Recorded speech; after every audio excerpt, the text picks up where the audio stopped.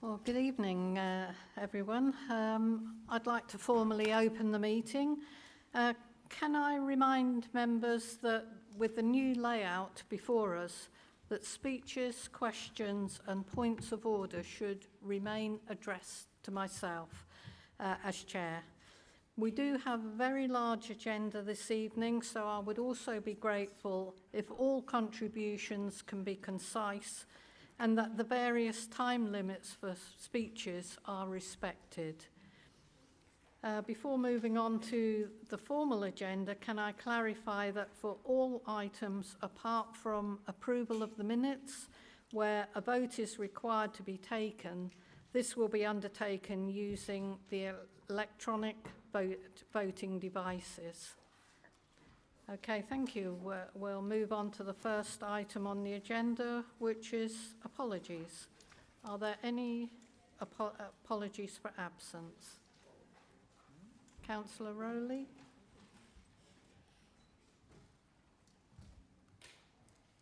Sorry, Chair. I've got apologies from Councillors Allabone, Bone, Deering, Howell, Lavelle, North, Shacklock, Wilkes and Smith-Haynes. Thank you. Councillor Matt Keane, do you have any apologies?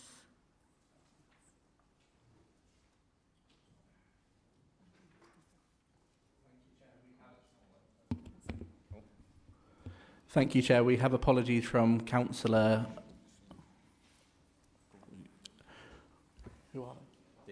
Councillor David Sims and Alison Dio.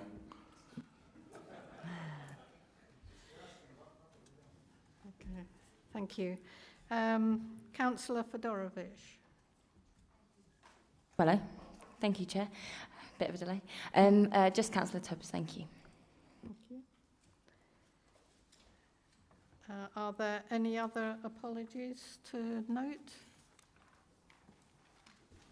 Chair, I've not been notified of any other apologies. Okay, thank you very much. Right, item 2 on the agenda is minutes of the previous meeting, which was held on 22nd of June 2023. Are there any issues in relation to the accuracy of those minutes? Oh, sorry. Councillor Hakewill? Thank you, Chairman. Just on page 7, motion to Kettering Leisure Village, and I did alert prior to the meeting. In the minutes, it says an amendment to the motion was proposed by Councillor Howell, seconded Councillor Pandy, and it then just shows the deletion of the last paragraph. I think to make the minutes more meaningful, the last paragraph which was deleted should be shown there. So you would go along, Annette Pandy, to delete the final sentence, in brackets, the final sentence of the motion, so that it makes sense to those people who might be reading it later, not least of which that the amendment was undoable. But at least we will have the minutes. So if we could have that last paragraph placed in the minutes of my motion, it then makes sense when you see what it was replaced by. Thank you. Do I need to move that, or do we just do it? Okay. Thank you. Yes, we'll put that into the minutes and publish it onto the website. Thank you. Please, can I see all those in favour of the minutes? Thank you. Are there any against? And any abstentions? Okay, that's carried. Thank you. Item 3, declarations of interest. Are there any declarations of interest that councillors wish to make related to any item to be discussed? So is that so Councillor Buckingham? Thank you. I just would like to declare an interest in motion number 4, as I've been campaigning for waterways for the past 7 or 8 years. So as a campaigner for making our waterways cleaner, I'd like to just declare that interest, although it's not a pecuniary one. Thank you. Okay, thank you. Who do we have? Councillor Dell. Thank you, Chair. Regarding motion 2, I'm on the committee for the Friends of Kettering Art Gallery and Museum, and so I'll be leaving the room for the vote.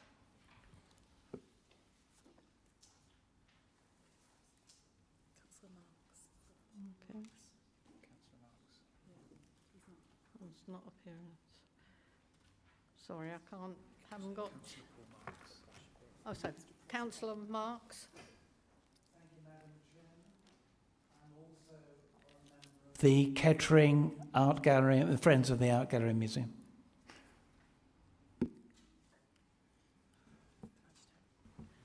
Councillor Marks, are you on the committee for the Friends? No, I'm not on the committee. Okay, thank you. So slightly different interest to Councillor Dell then, because he's on the committee, which is in control of that Friends group, he has to leave the room as it's another registrable interest. Yours is slightly different, so you're able to stay in the room for that item. Thank you. Councillor Lee. Thank you. I used to be on the committee, but I've resigned from there. Okay. Are there any others? No. Okay. Thank you.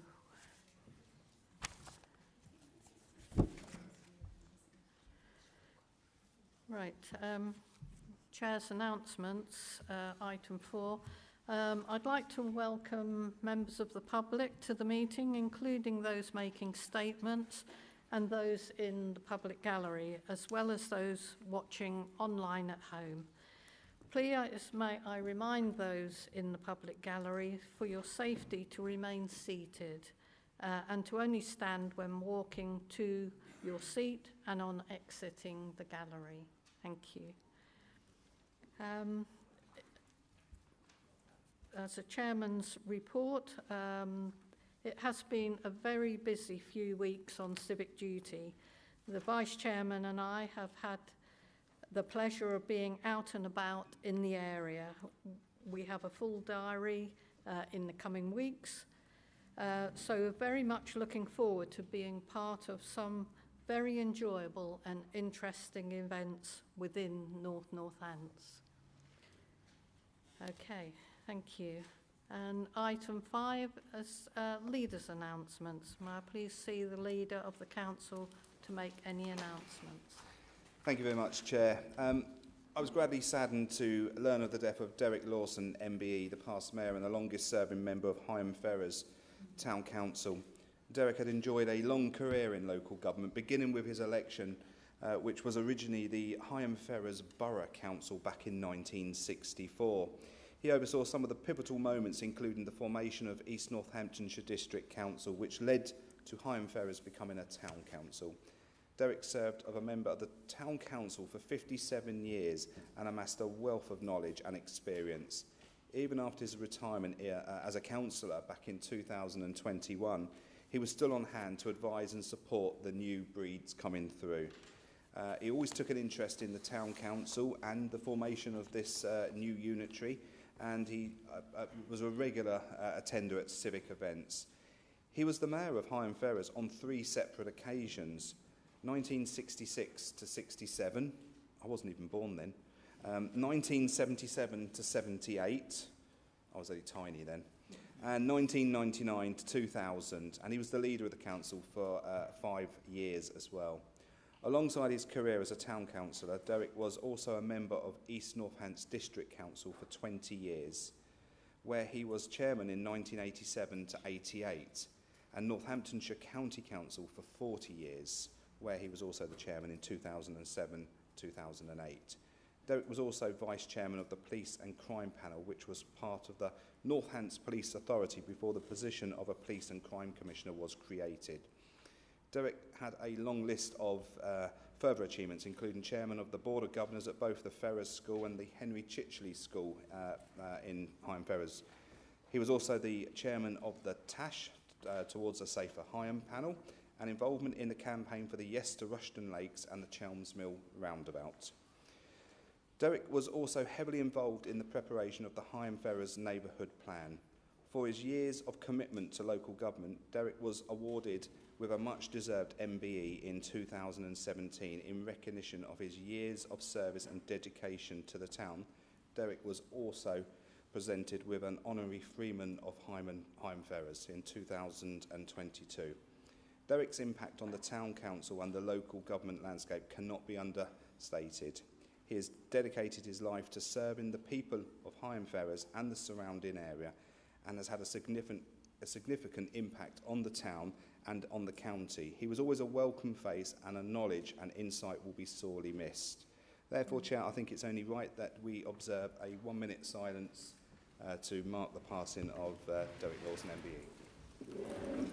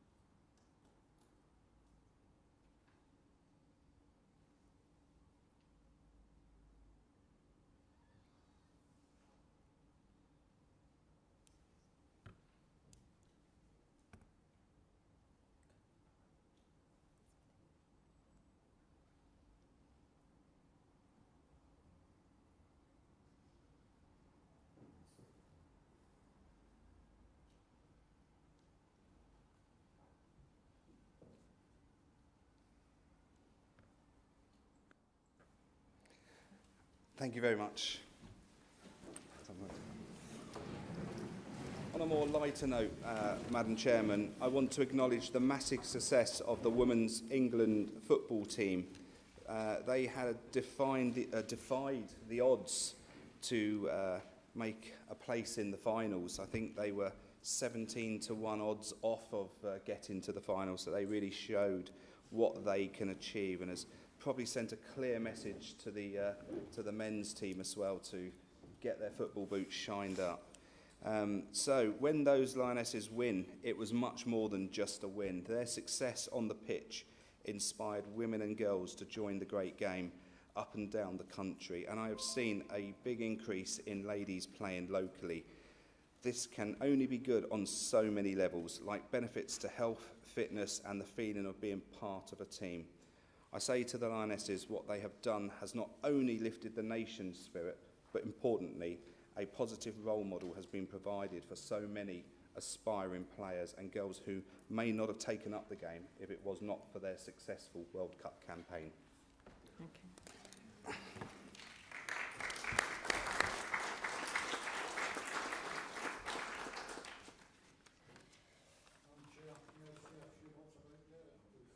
Certainly, yes. Thank you. I worked with Derek at County Council for some time on many different committees, and he epitomised everything that a good local councillor should be, in my opinion. He worked hard, especially in Higham Ferrers and around that area. And I'm sure I'm not just speaking for me, but I'm speaking on behalf of our group. that he will be sadly missed, and our thoughts are with his family and friends. Thank you, Chair. Okay. Yes, thank you for those tributes. Obviously very well received. Thank you. We'll move on to item 6, public participation. There are 2 public statements on this occasion. A copy of each public statement has been circulated. There is a 3-minute time limit for each speaker. May I please see the first speaker, Mr. Stanborough. Thank you.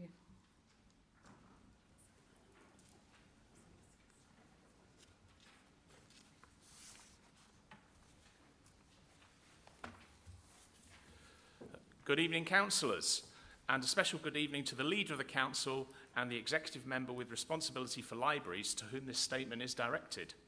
I'm here tonight to speak in support of the motion on the library service proposed by Councillor Hakewill and seconded by Councillor Best. You have a long agenda tonight. Please keep in mind what's been said by members of the public by the time it comes to the debate. I'm speaking in a personal capacity, but should make you aware that I am a volunteer at Danesholme Library, a community-managed library in Corby. I invite all of you to pop along to the library when it's open, and if any of you would like to be a volunteer at Danesholme Library, see me afterwards.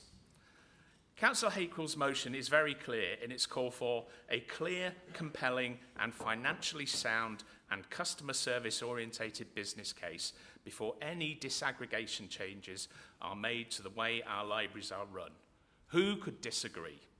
It has been estimated by your council colleagues in West Northants that disaggregation of the library service could end up costing that council increased revenue costs of either £95,000 per annum or £205,000 per annum, depending on which option is chosen. Similar costs would surely be incurred in North Northants, possibly more, as we don't have a central library or a distribution base for books in the north, as both of these are located in Northampton, and we would surely have to set up and pay for such facilities. The leaders of this council make a virtue of financial probity and prudent budgeting.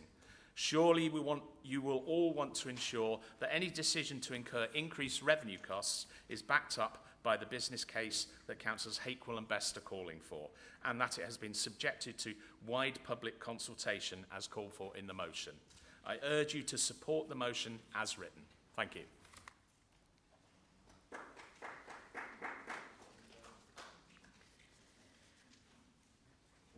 Thank you. May I please see the next speaker, Councillor Mitchell of Kettering Town Council.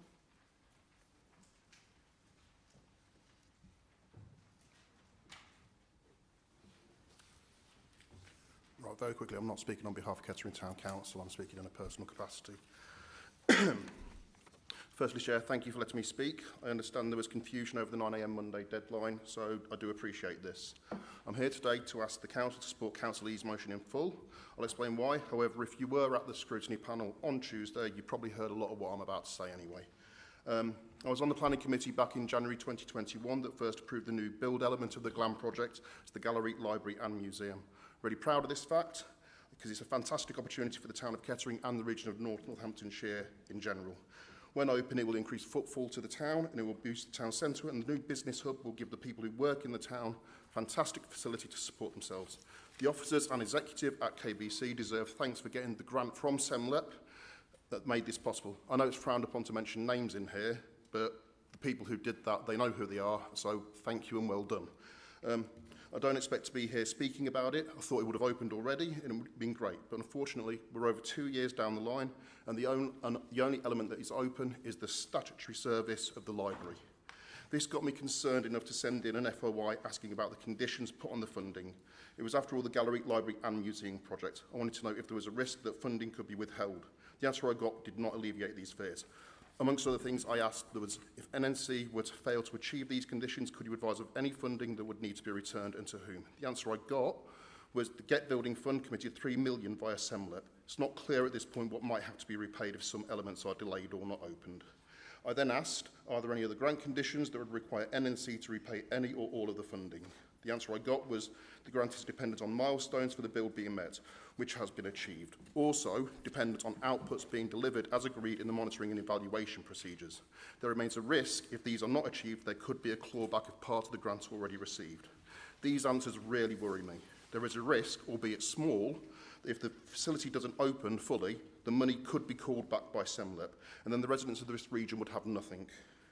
I've already been told, anecdotally, and it's not an official anywhere, that the museum may never reopen. I asked Tuesday's scrutiny panel to chase up the answers to what the risk to NNC actually is and what mitigations are in place, but the easiest way to stop any risk is to get the facility fully open as quickly as possible and give Kettering the cornerstone of its heritage quarter that it fully deserves. Please support Councillor Lee's motion in full, and once again, thank you for your time and thank you for letting this happen. Thank you.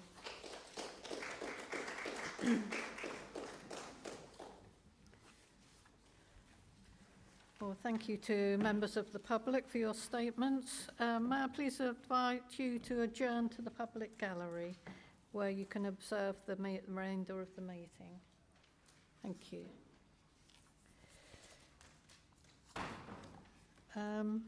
Item 7 on the agenda, executive presentations. I understand there are no executive presentations on this occasion? No. Okay. Item 8 is the Auditor's Annual Report 2021 to 22. May I please see Councillor Wetherill to introduce Kieran McLaughlin of our external auditors, Grant Thornton, who will present this report. Thank you, Madam Chair. I'm pleased to move this item.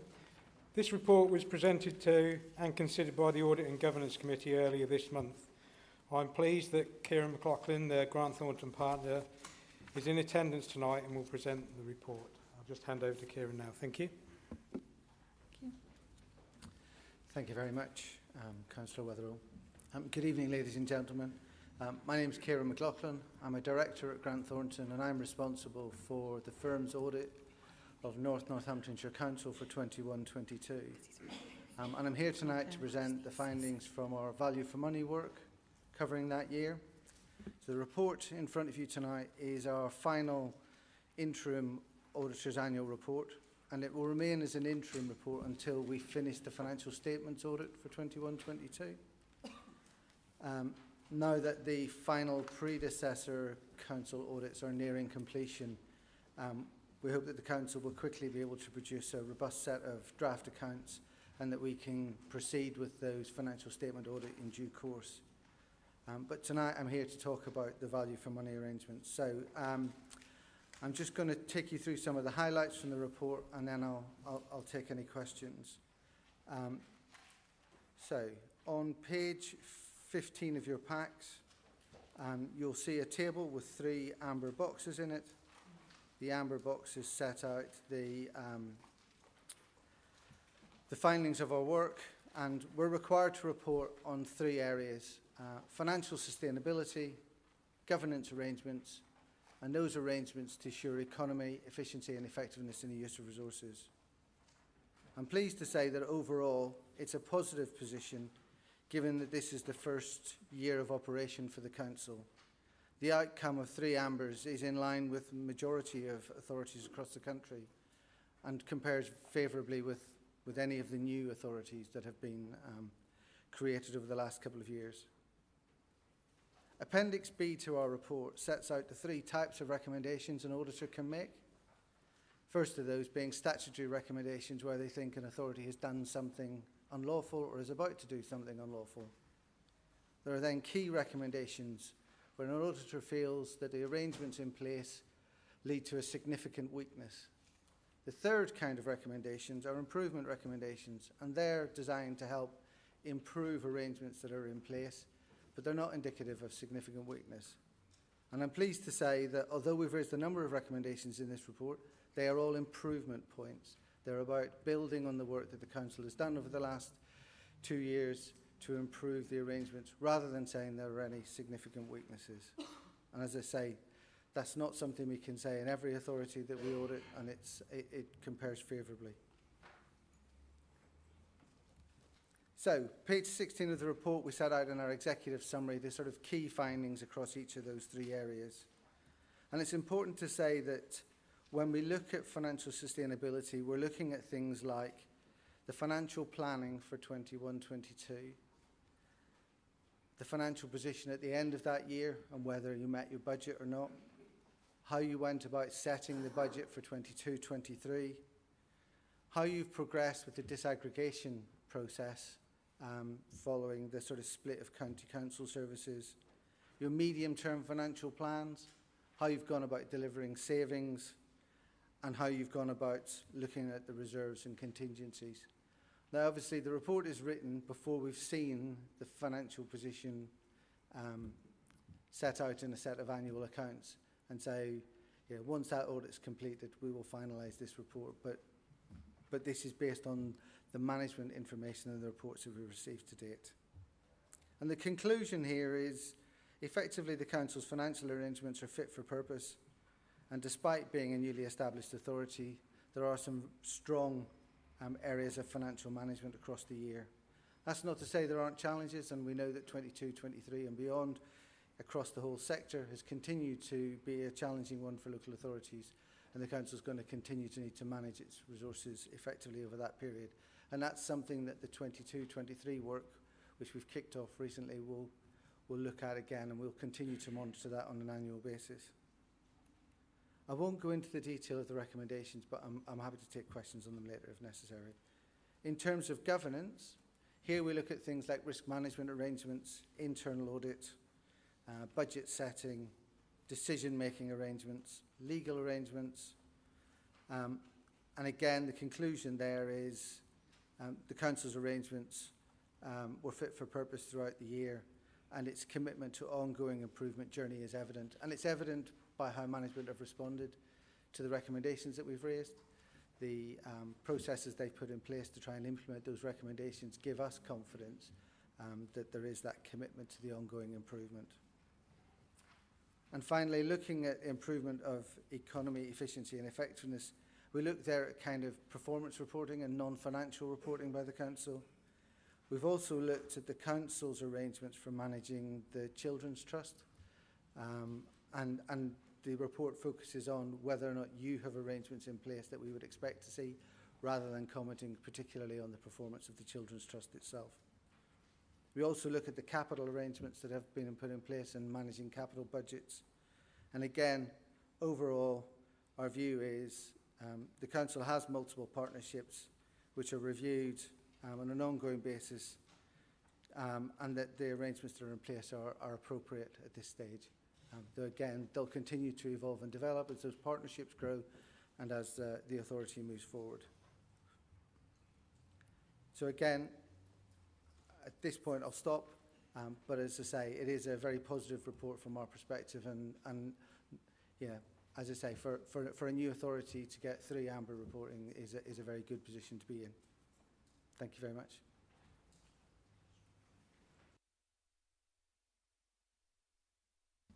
Are there any questions of Mr. McLaughlin?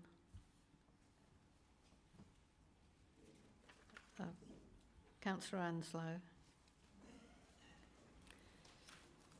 I am a member of the Audit and Governance Committee, so I was there when it was presented previously, so have had a chance to, this is my second chance to look through. We have got a risk register, and the number one item on there is the Children's Trust, which isn't a surprise, is it? On page 50 of the pack, not of the report itself, it seems as though in 21-22 our relationship with the Children's Trust was rosy. The words used are a strong level of communication through the year, with no significant issues noted. Well, the honeymoon is definitely over, isn't it? And the relationship is rocky. Yes, the Children's Trust has moved from inadequate 2 requires improvement, which is great, because that's on performance. What we're talking about is the finance. So what is the cost? And that's the difficult part. We've had no audit reports from the Children's Trust or from West Northants, which is quite frightening, really. How can we be sure? Can we please have your question? Yeah, the question is, how can we be sure that value for money from the Children's Trust if we don't know how the funds that we provide are being spent? Thank you, Councillor.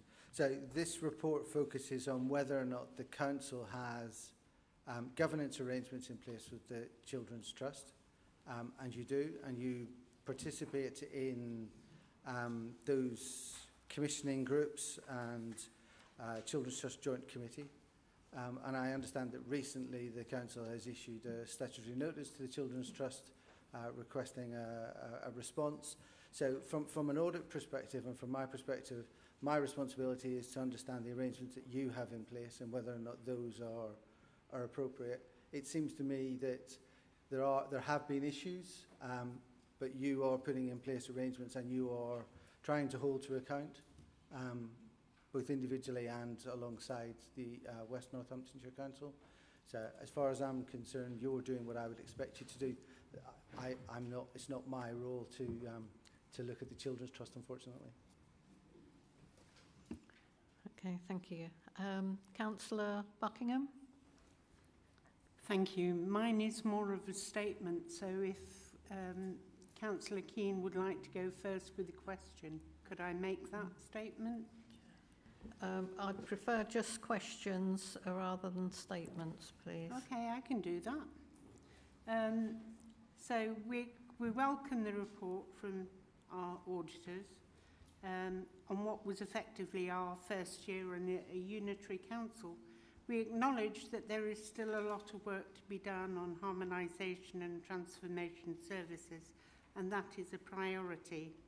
Whilst it is also acknowledged that whilst there are no significant weaknesses in all 3 areas, we are rated as amber, and for me, amber is drifting along. It's for me, I think that we should be aspiring to be one of the better councils. It's in our papers, in our constitution.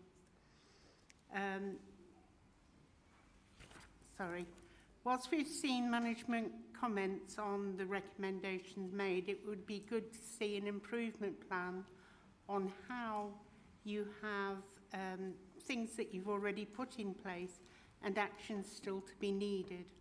Whilst we don't need to respond to the advice our auditors have given us, it would be really good to do that. Can we please have your question? Especially around a full workforce improvement plan, which is one of the most common, crucial areas of the council. Would you agree on that?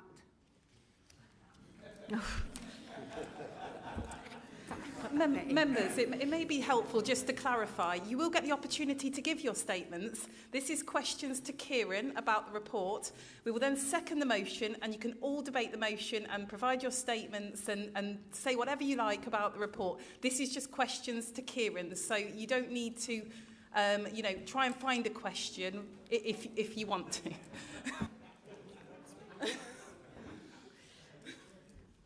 Okay. Councillor Hakewill, can we have your question, please? Of course, Chair. Page 31, page 27, there are 2 questions. Page 27, summary findings, the paragraph there says 8 key risks, but there is no indication of their potential impact on the council's financial position. My question is, what sort of indication should there be there that you're indicating is not? And then there's a second question. Do you want me to go straight on, Chair? The second question is on page 31, and that is in summary findings on 31. That paragraph says, and instead rely on the HR system to provide details on current establishment. I really would like to ask the question, why is that a problem, to rely on the HR system? And that has been subject of great debate over these first 2 years. Those, Chair, are my two questions. Thank you. Thank you very much. Your first question, so what we've suggested in the recommendation is quantifying the financial impact of those risks. So an understanding of how much of what the pounds and pence at risk could be from those. And that's what the recommendation is. And in terms of the second question, while using the HR system is something that you can do to understand the establishment, having an effective medium-term workforce plan and strategy for how you want to grow and change that workforce over the short to medium term is something that we see in a number of authorities and something we think is good practice. And that's why our recommendation is in the report. Okay, thank you. I don't see any more questioners. Thank you, Mr. McLaughlin. Councillor Weatherall has moved the acceptance of the report. May I see a seconder? Thank you, Councillor Eakins. Okay, the report has been proposed and seconded. Is there anyone wishing to speak on this motion? Okay, in that case, we'll move to the vote. No, it's Emily Fedorovich, is it? Oh, sorry. Oh, sorry, a slight delay in it coming up. Councillor Fedorovich, I beg your pardon. Thank you, Chair. Sorry about that. Right, it was just a very quick note. On page 28, the second recommendation to disaggregate is obviously that something is going to be progressed ongoing. But for me, I just wanted to make a note, either just in the minutes or for us to sort of take forward, that making sure that it's just so important that we ensure that the services progress to disaggregate are actually offering a proven saving and improved service to our customers, our residents. Otherwise, we risk spending money and resources making changes that may not actually benefit both us and our residents, as we've seen with like the taxi licensing, as mentioned potentially with the disaggregation of the libraries. So I just wanted to make that point. Thank you. Okay, thank you. Councillor Matt Keane. Thank you. It's clear that a lot of work has gone into this report, so thank you to everyone who's worked so hard to do it. Quite a lot of the improvement recommendations are regarding the Children's Trust. As Councillor Anslow has already alluded to, quite a lot of this is a big chunk of our council budget. What I would like to see is that the council implement as much as the improvement recommendations and has as much reporting as possible from the Children's Trust to us, and whatever we can do to make that happen. Okay, thank you. Councillor Jim Hakewell. Thank you, Chairman. Page 27, you might be ready for this. Really, it's to ask the portfolio holder for finance, or whomsoever wants to answer it. But on page 27, the same question I asked to our auditor colleague, no indication of their potential and impact on the council's financial position. The comment was made, the impact in pounds and pence in that sense. So my first question or point to make is to the portfolio holder, to the executive as a whole, how and when will they find the financial impacts that are shown within that particular comment on page 27? And I'm sure that the executive have looked at this in every one of their portfolio holders' portfolios to understand that. But that is absolutely critical. And as a leader will know, as a cabinet member on the county council, it's that sort of report that I and others would actually have questions under scrutiny at the County Council, and it's a foreboding that it's a sentence but there's no financial background to it. So I'd quite like to hear from whichever or whatever Cabinet executive members have on that. And recognising that this is the 21-22, we've now finished 22-23 financial year, and we're a good way into 23-24. The HR system to provide details on current establishment and the workforce plan is absolutely critical. And we are 2.5 years in, and throughout scrutiny, as some councillors will know who chaired scrutiny, we had reports that were completely meaningless for 2 years, and the solution to the problem with those meaningless reports was to remove the report from scrutiny, which I thought was quite cute, really. But that coming from our external auditors on page 31, I'd like to know what and when we are going to actually understand how many people we employ, how many vacancies we have, how many interims we have, and other contingencies, and understanding how many people we need in order to do the job properly. And I make that point, Chair, that those people who many of us have known for very many years, who worked for the previous councils, clearly are under greater stress because we haven't got a full complement of staff, and equally leaving this authority because of that. So right, those are my two questions. Okay, thank you, Councillor Hakewell. Councillor Anslow? It is a question, it's also a comment, I'm not sure which. Okay, I'm on the Place and Environment Scrutiny Panel, and because of the new organisation of scrutiny panels, more of us have got opportunity to scrutinise what's going on and learn. And on page 52, it says the impact is decision makers will be able to actively monitor the success of the actions being taken to improve outcomes each time they receive the KPI reporting. Currently, the KPI reports go to the executive and I think to the corporate scrutiny. But I think it would be quite a good idea for relevant scrutiny panels to get KPIs that are to do with their area. Because the more we know about what's going on in the council, the more we can see what's improving and where the work needs to be done, the better we are actually as councillors.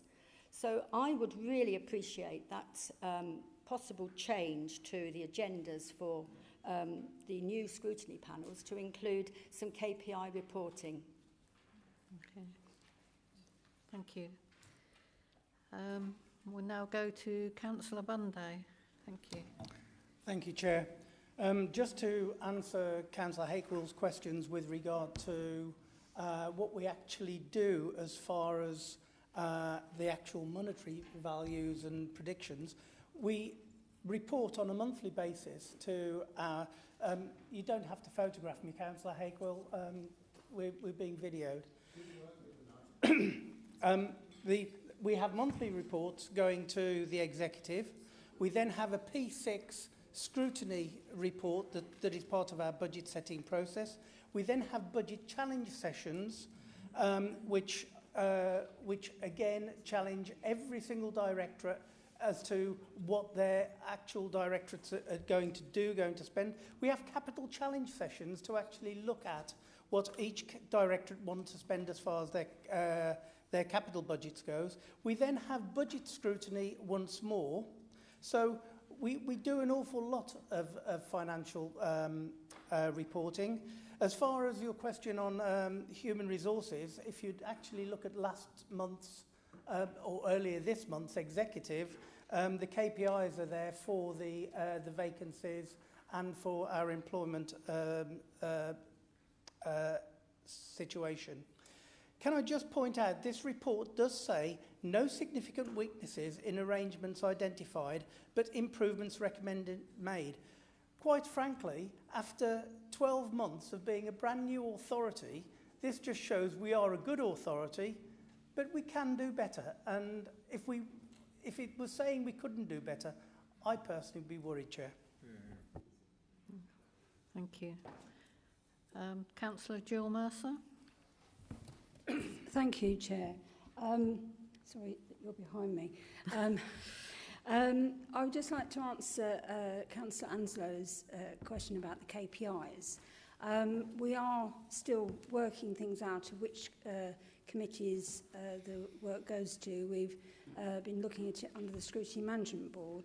The reason they were all put to corporate rather than the two different ones as it was before is because we felt it was duplicating the work. I can understand your point about keeping the ones that are separate. I'm not sure if that's going to be practical.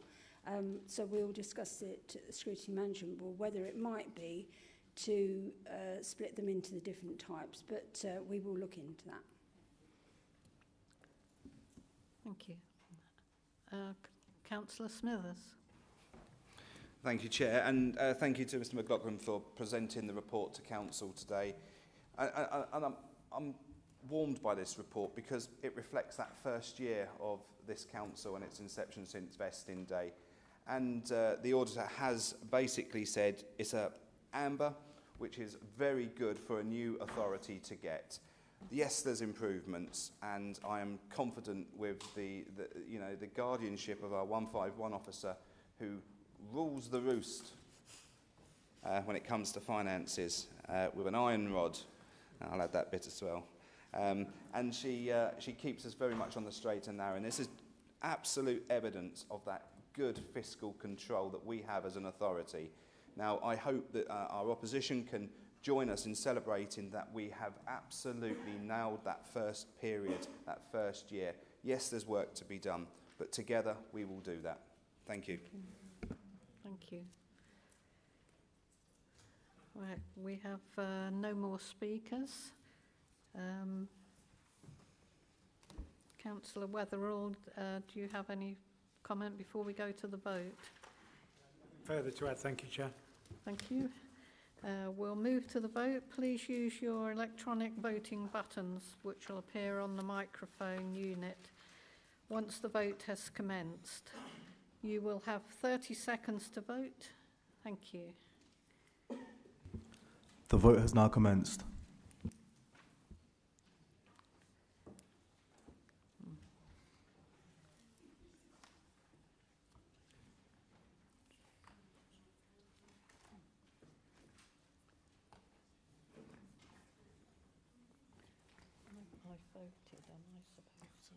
There are 10 seconds remaining.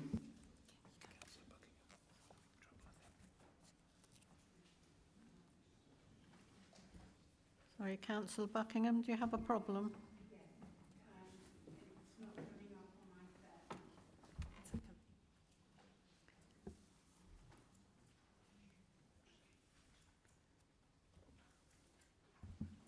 Just to confirm, Councillor Buckingham, we're keeping the vote open whilst we send our trustee Callum to you.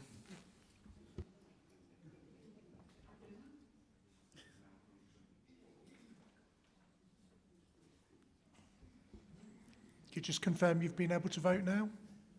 Yes, okay. The vote is now closed.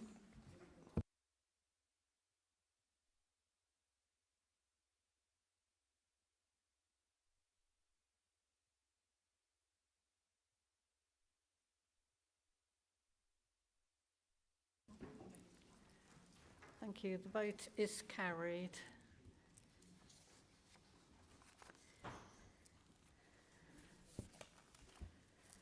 Right, we move on to agenda item 9, approval of pay structure and terms and conditions.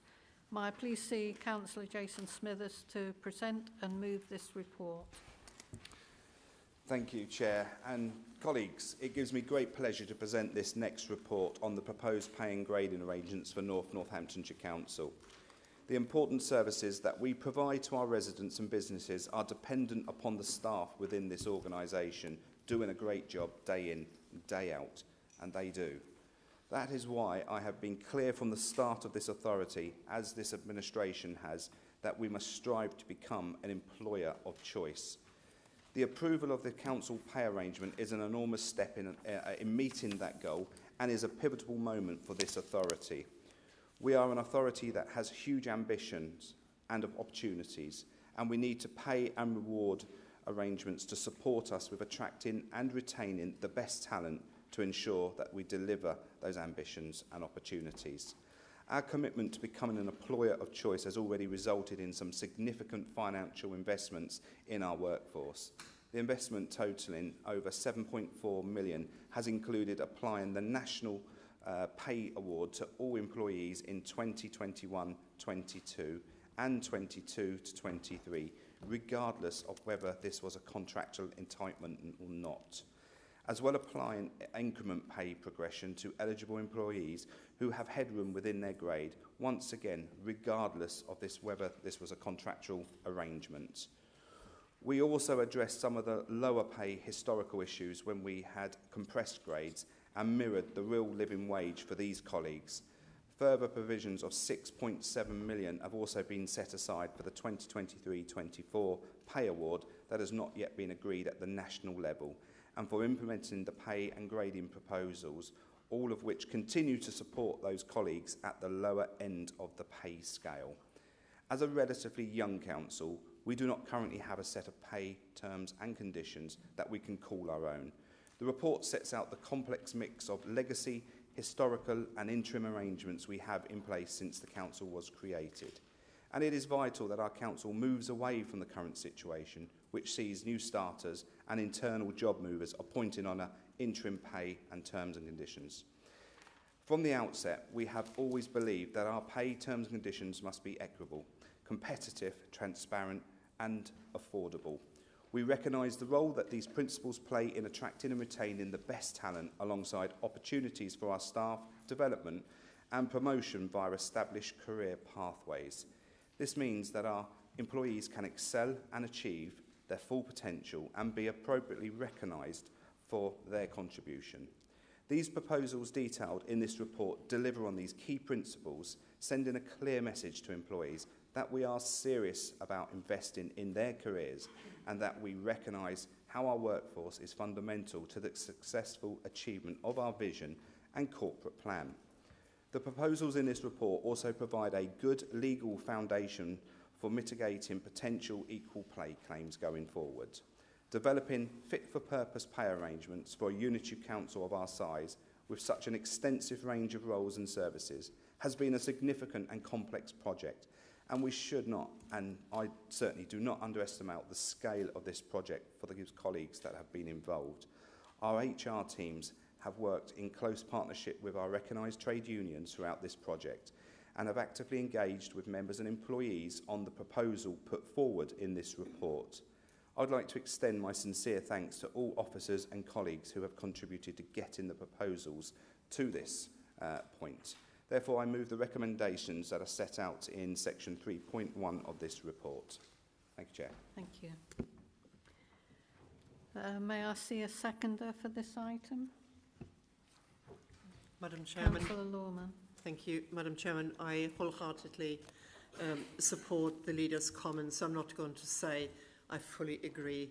I do fully agree. It has been an excellent piece of work or project that our officers have worked on for a long time for us to become the employer of choice, and I wholeheartedly second this. Thank you. Are there any councillors wishing to speak on this item? Councillor Cahoon. Thank you, Chair. And thank you to the leader for that report. Although I've heard it before. I've heard it several times before, and I'm not impressed by it. We seek to be the employer of choice. We want to retain the best staff, recruit and retain the best staff. I would ask the leader then, why have we lost so many good staff? Why have so many long-serving staff members and officers have left the authority? why we have such a high level of temporary agency staff who are so transient that they're not getting to grips with the whole game. Because they're so transient, they don't have time to assimilate into the mentality or the working of it. When are we going to become an employer of choice? And we can only become an employer of choice when people have terms and conditions that make them want to come to work and be here and be permanent staff. Thank you, Chair. Okay. Thank you. Councillor Fedorovic. Thank you, Chair. I actually just wanted to come back quickly on Councillor Carline's point about this planning has been something that we haven't been able to recruit to for a long time. And the point I'm about to make actually kind of echoes that a little bit. A Harvard Business Research study looked at the pay gap situation and essentially found that employers across the whole of industries would prefer to see, on average, 4.6 to 1 between the highest and the lowest. That was what they found from their study. Obviously, in reality, it's actually quite a lot different than that. It often tends to be about 10 to 1 or actually a lot higher in some places. However, having an incredibly wide pay gap between the highest and lowest paid has been shown to really hurt staff morale. And for pushing to be an employer of choice, I think this is really something that we need to consider going forward. I appreciate that that's not something that necessarily can be changed today, but I think that it's really, really important to be mentioning it now. Even if we rounded that 4.6 up to 5, it would make our top salary 107,875. Current higher salary, like our current higher salaries, are 70 to 80k more than this. So someone on that rate would earn more than the full year's wage of our lowest paid in 1.5 months. So to be an employer of choice, looking at this in future and considering how we can reduce that gap, whilst also ensuring that staff of all levels really do feel valued and looked after, I think would be a very significant step towards creating a fairer pay scale, but overall, a stronger and happier team of NNC colleagues. Thank you. Thank you. Councillor John McGee. Thank you, Chair. I sometimes think we don't live in a real world, Chair, and I recognise that we're a reasonably new council and some people don't like change. But what you do is when your staff are leaving in vast numbers that they have done over the last 2 years, you sit down and you talk to as many as possible and you find out why. And I tried to do that with as much staff as I could. I met them outside of the buildings because they were scared to talk inside the work buildings. That's not a good, friendly environment, is it? So we want to be a council of choice or employer of choice. We really need to talk face-to-face with staff and find out what the real problem. And the real problem is we're spending over, and I'm sure some people will shoot me down, Chair, I'll try and go through you unlike some of the speakers on that side. We're spending over 2 million in temporary agency staff. That doesn't give you a good place. That doesn't give a good feeling to full-time staff when they know somebody sitting beside them is coming in now and again and they don't have the same feeling that that person does. So we've got a long way to go. So, you know, let's not kid on it's all rosy. I always get wary about trying to decry this because we want people to come to this authority. We want to be a good authority. So I always worry about when we stand up and decry these situations. But we've got to be realistic.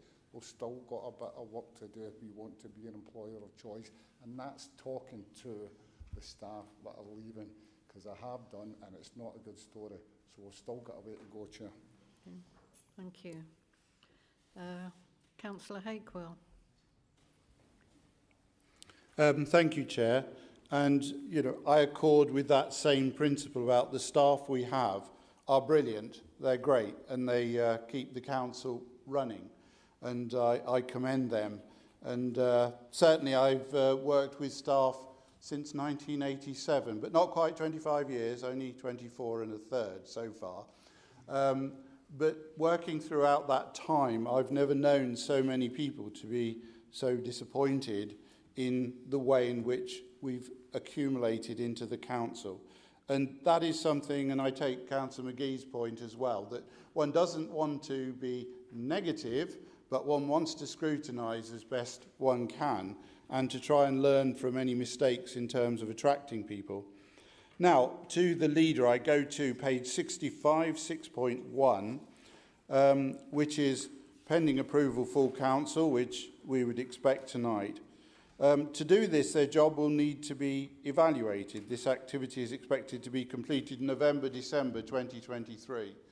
Those of us who remember job evaluation, which took place 15, 20 years ago, when it was recognised in a similar situation that people were under different contracts and different values, different salaries. I'd just like the leader's confirmation and reassurance that that is a heck of a tight timescale, November, December 23, for that job evaluation to be achieved. And it is also, and we need, all of us in this chamber need to remember that job evaluation is an incredibly stressful time for employees because their job is being evaluated. They may go up, they may go down, however that works. And I know there are reassurances. So that's question number 1 to the leader. 7.1.2, 66. Note, these estimates are predicated on a notional implementation of 1 November 23, although this is now likely to be 1st of February 24. So the question there is, why has it gone from November 23, for which we were told at scrutiny we needed to get it to this council meeting to move on, i.e. to November 23, why is it now February 2024? And the last paragraph line says this will impact on the timing, but not the value of the estimated associated costs. Now, my understanding there is that people who might have thought on the 1st of November they'll be on their new salaries or structures, as shown in page 66.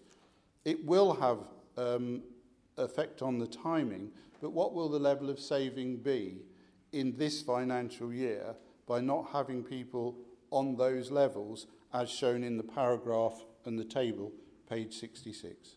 So those are my 3 questions: the timescale for evaluation, the reason for the drop back, and how much will be saved from the table on 66 by that drop back. Thank you, Chairman. Thank you. Councillor Zoe McGee. There we go. Thank you, Chair. Councillor Vodovic really took the words out of my mouth, but I'm just going to say it anyway. I did a quick Google search of the average chief exec salary in the country, and it's actually only 111k. So there's a massive difference, and it's not personal, George. You collect your money. I'm just thinking about those people that are collecting a slightly lower wage and that are working really hard in an organisation that has such a huge pay gap between the bottom and the top. And I wouldn't be doing my job if I didn't get my 2 cents in there and advocate for those people and make it known that that is really something that we should address. So that's what I'm doing, and that's what I'll always do. So I appreciate all the work that you do, George. I appreciate the work that all our highly paid officers do, but I wouldn't be fulfilling who I am and what my job here is if I didn't advocate for those people a little bit and bring that to your attention. So thank you. Okay, thank you. Councillor Helen Harrison. Thank you, Chair. I wanted to respond probably mostly to Councillor McGee's points that he was making about speaking to our staff and understanding how they're feeling and how their work environment is and why they might be leaving the service. And very early on in this administration, it was clear that there were issues going on in some of our care services, for example, at Beach Close and our specialist younger adult services. And I think it's really worth pointing out to you that our Director of Adult Social Services, David Watts, went and he didn't just go and talk to them, he actually worked a shift with them, a really difficult shift. They gave him the worst cases, the hardest cases, to make sure he knew exactly how difficult things were for them. And not only did we understand from that there were issues around pay, but also the conditions that those workers were under. And that stimulated a piece of work where we, first of all, drove to make sure that the lowest paid people in our council would have their wages lifted and achieved at that time the real living wage. But it also has played a very big part in all of the work that has gone into this pay and grading structure. And I know that the leader will comment on that in a bit, because you've talked about the gap, the pay gap.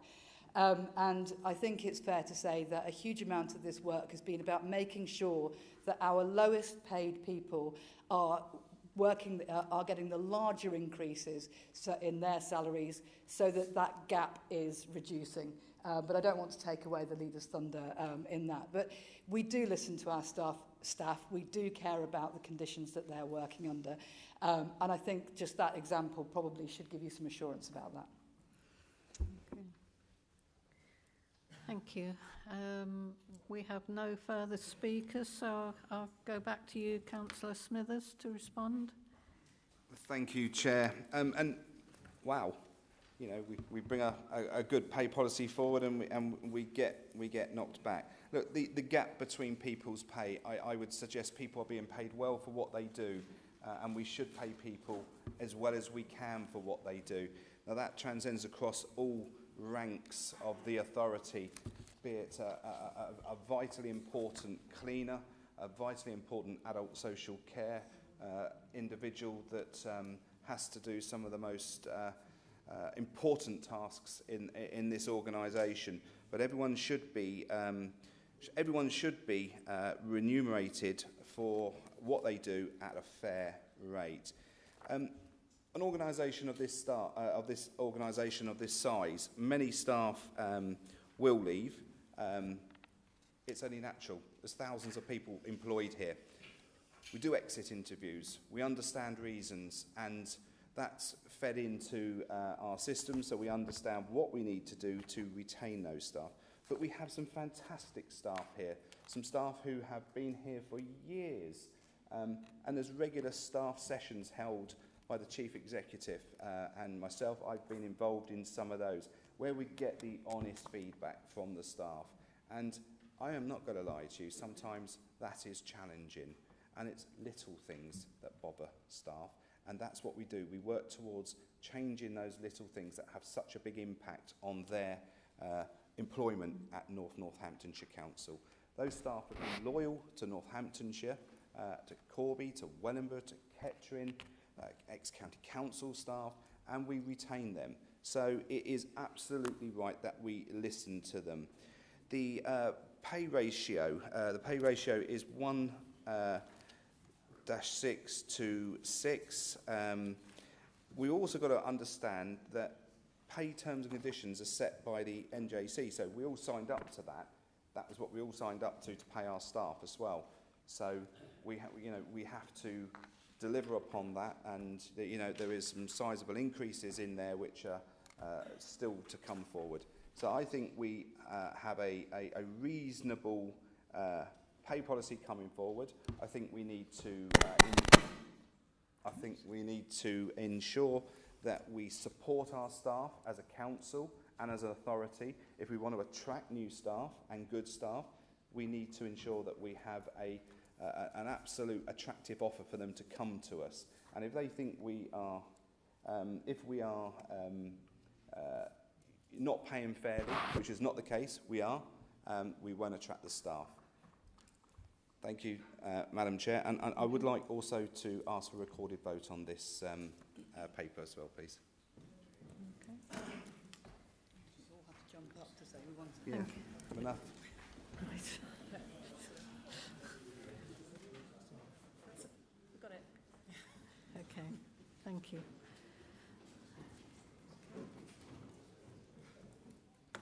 Okay, we will now move to a recorded vote. I asked some specific questions that will allow us to vote. The leader answered none of those questions. Okay. Councillor Smithers? We'll respond to those questions via email to Councillor Hakewell, Madam Chair. Okay, thank you. Okay, let us move now to the vote, which will be recorded. The vote has now commenced.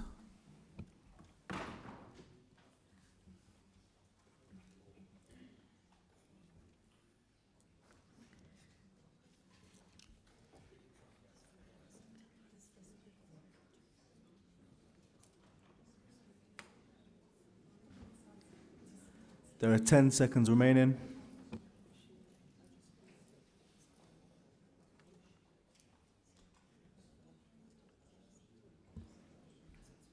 The vote has now ended.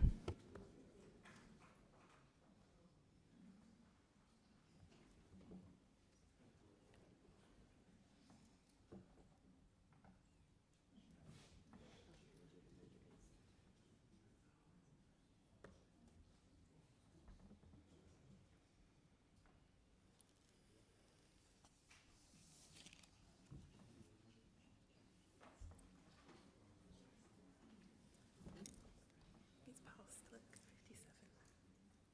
Okay, the motion is carried.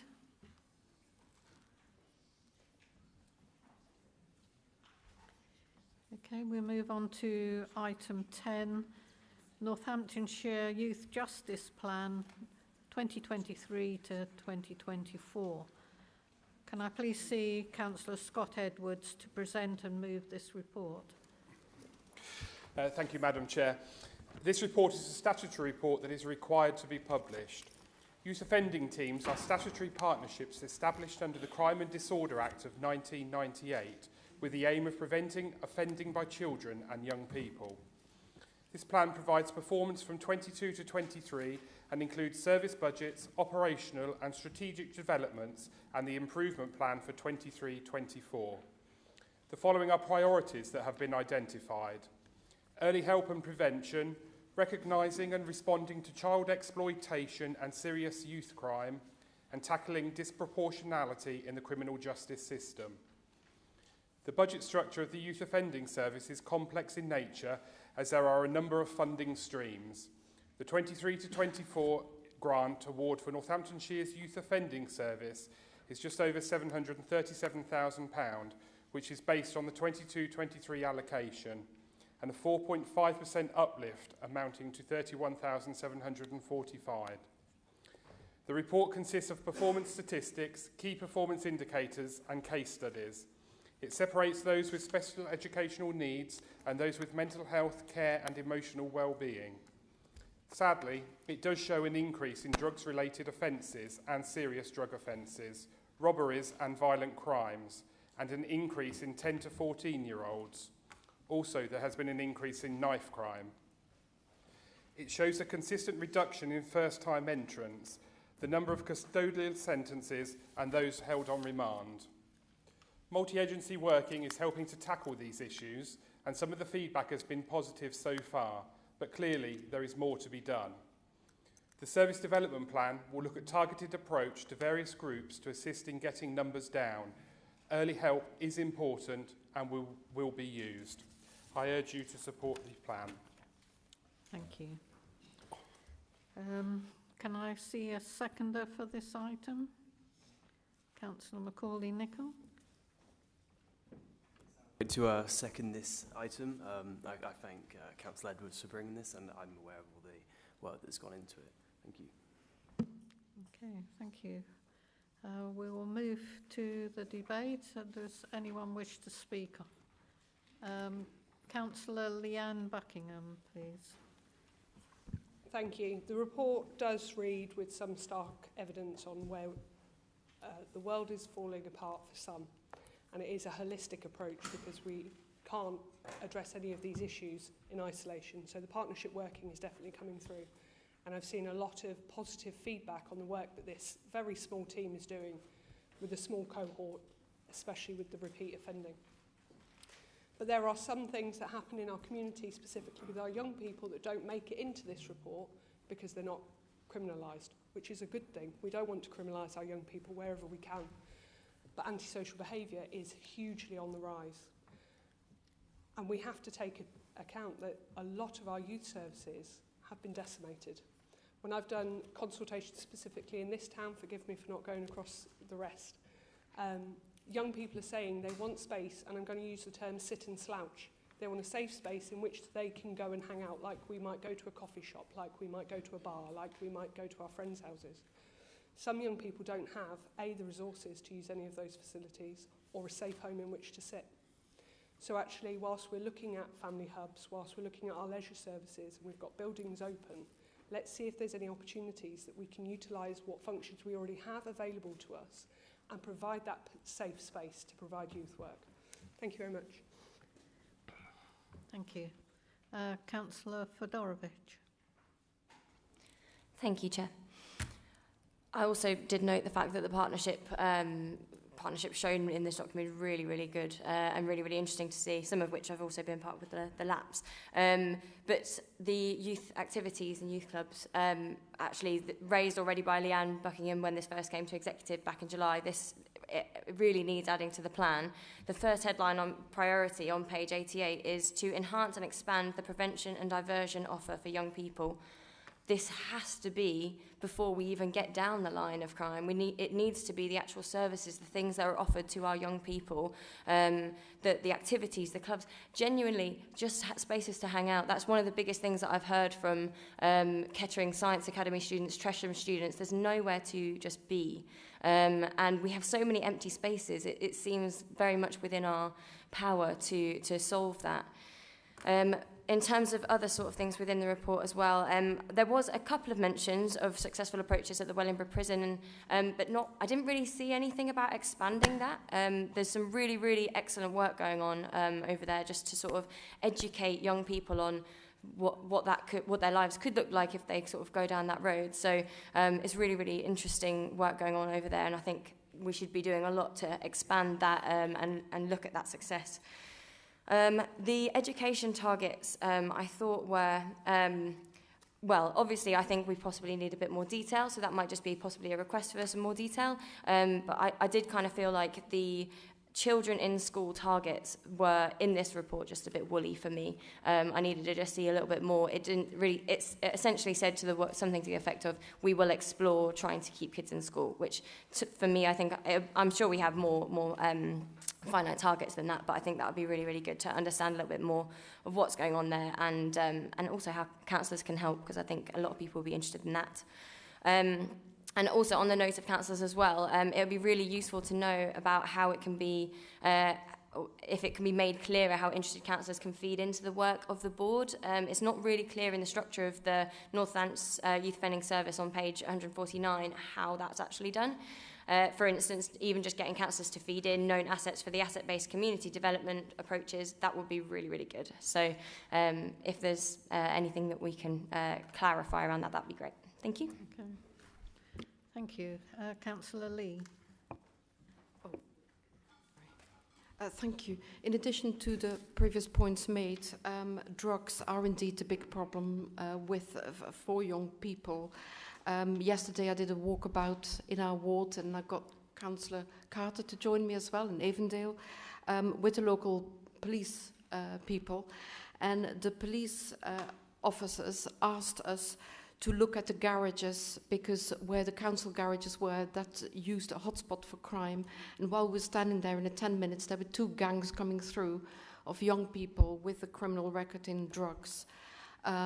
These spaces need to be made safe, covered in graffiti and so on.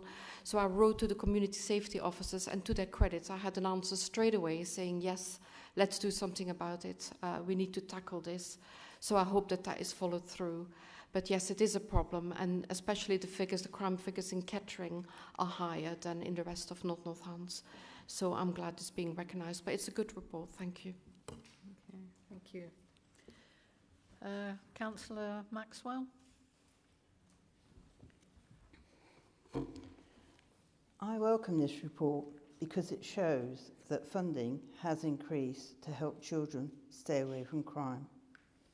We in Northamptonshire, in North Northants Council, have created activities during the summer months by giving free swimming sessions, activity days and activities which have gone on but not always recognised in the background, run by volunteers. Maybe we should thank them and all the volunteers who participate. Thank you. Thank you. Councillor Anslow. I seem to be up and down this evening, don't I? Very informative, very interesting, but very sobering read. On page 28, I was just a bit, 28, 29, I was just interested to know how that information was gathered, because particularly on page 29, it appears that we're an outlier compared with the rest of the country, because, what was it? Where are we? 55 have said no, they didn't have a problem with reading. And I'm thinking out of the total, there were 10 who had some. And we know that in prison, later on, as adults, the majority of those adults in prison, and therefore the children who are coming up through the system will probably have had some difficulty with reading and writing.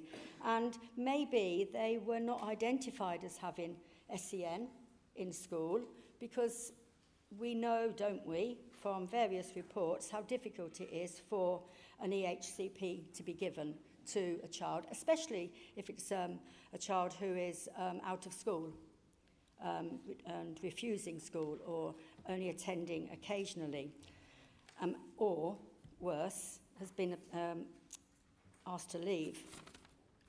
But on page 60, this is my main point, on page 60 it talks about, we know, don't we, as a council, we've now got a protected agreement of a protected characteristic of care leavers.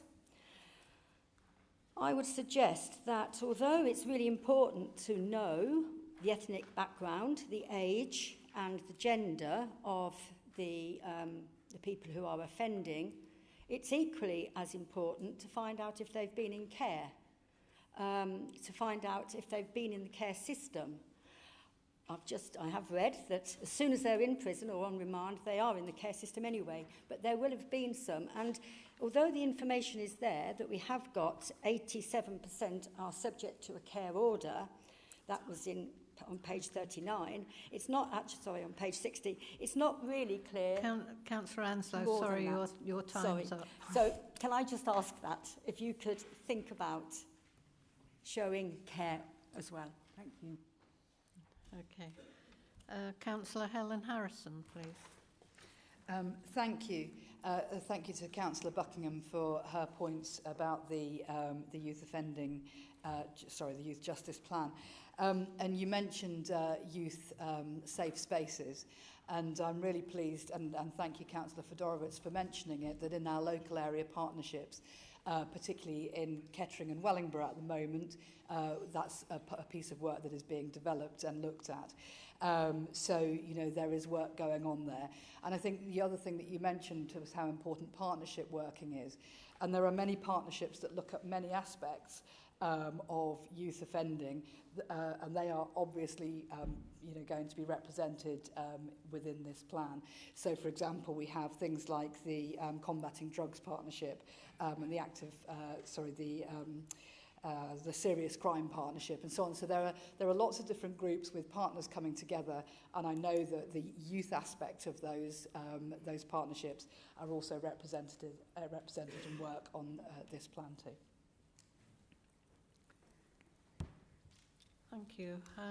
We have no more speakers on that, so I'll go back to Councillor Edwards. Do you wish to make any more comment? Yeah, thank you, Chair. I'll just come back on some of those. So, Leanne, thank you. Youth services, absolutely. Early help, as I said, it is vital, and we need to look at that, and we need to listen to the young people and actually react to what they say, not rather than listen to them and then just put it into a folder somewhere and forget all about it. So you're absolutely right with that. And antisocial behaviour, that's probably one of my number one mailbox queries. So absolutely, we should look at that. Emily, again, the early help, yeah, absolutely. And Wellingborough Prison is a great example of partnership working, and we need to get some of those other organisations that are out there, some of those big companies out there to support us and work with us on that as well. Educational targets, yeah, I can get you the figures on those. Sometimes they are a bit woolly, but sometimes reports are just like that to kind of put it in, but we'll get you those. And Lee, drugs, yeah, absolutely huge problem, and it seems to be more and more younger and younger, and in fact, you know, I can't go down the street these days without smelling it or seeing paraphernalia with it, so we need to absolutely work on that. Councillor Maxwell, where are you? there, sorry. And you are absolutely right. Our community is full of fantastic volunteers that do so much. And I know that you are one of those volunteers that lead a football team on a Sunday and do amazing work, as do so many people, and you're absolutely right. We should thank everybody that gives up their time free of charge to do anything with young people that supports them with that. So a huge thank you from me, and I know from the whole council. Councillor Anslow, the figures, I'll get back to you actually about how they are worked on, but the care leavers is based on care leaving experience. So they will be asked that question, and also the research done in the background on their files. So a lot of it will have whether they were in care at any point in their life. But it is worrying, the statistics about care leavers, which is why you, as you said last month, we put it as a characteristic, and absolutely we will support that and work hard on that, because there is clearly a huge difference between those that have had care experience and those that have not. Helen, thank you very much, and I know you're working really hard with the Health and Wellbeing Board on all these different projects. So thank you, and thank you for supporting the report. Thank you. We will now move to the vote. Please use your electronic voting buttons. The vote has now commenced.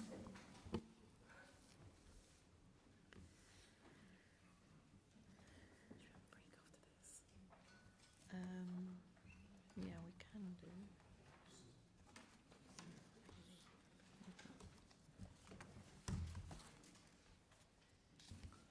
There are 10 seconds remaining.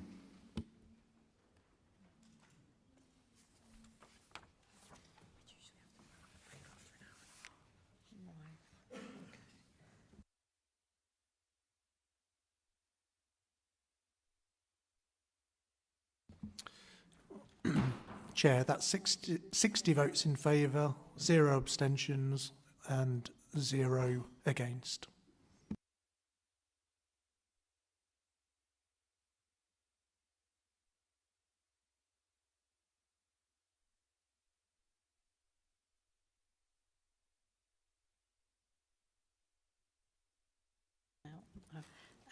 Thank you. That vote is carried. We've reached the hour and a half stage. If anyone would like a comfort break, we can break or we can continue. Yeah, I think they need to break. Okay, we'll have a...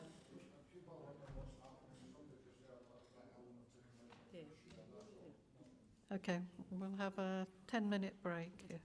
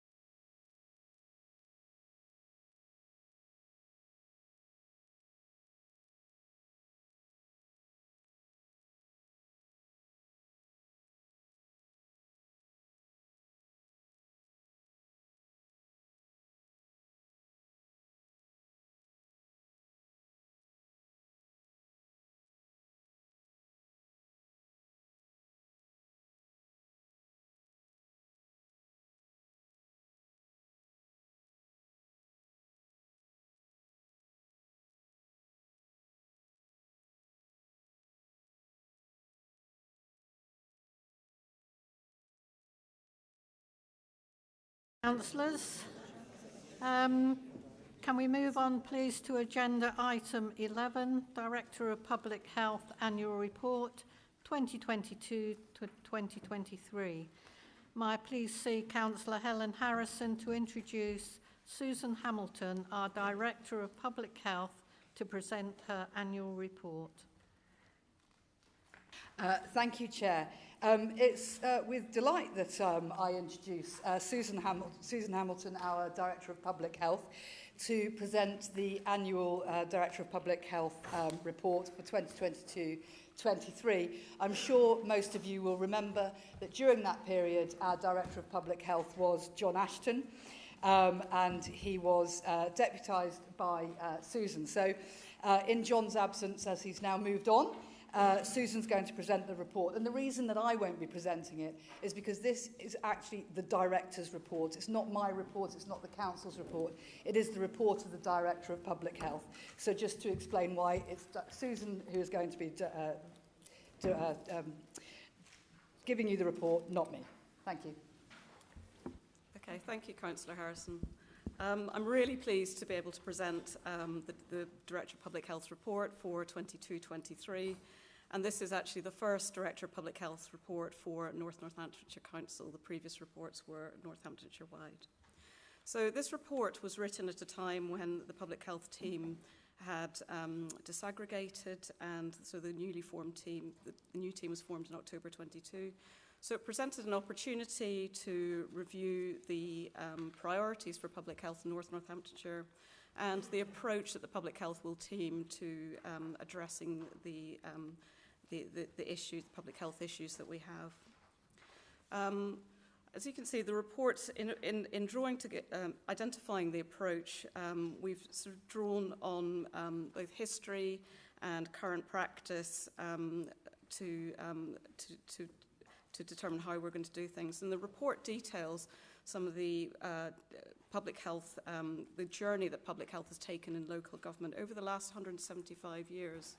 And it really recognises that most of the factors impacting on health and health outcomes lie outside of the NHS and are really the sort of core of what the council's responsibility and provision of the services they provide. So throughout this 175-year history, we've seen the build-up of knowledge, skills, legislation, on lots of factors that we know really impact on health outcomes, including living conditions, the quality of our houses, public spaces, the education we provide, as well as the services that, the direct delivery, the services that we deliver within public health as well. It's really exciting actually to be able to draw on some of the local history. So the report also references the public health reports for Kettering in 1918 and Wellingborough in 1894. And some of the common issues that we're still addressing in terms of pandemics are highlighted in these reports.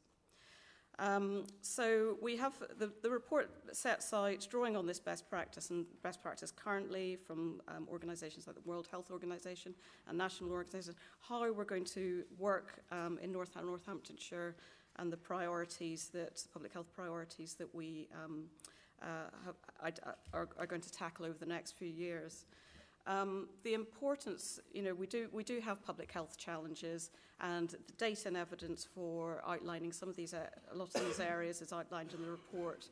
But just to pick out one issue, and in terms of health inequalities, we still have huge gaps in health inequalities.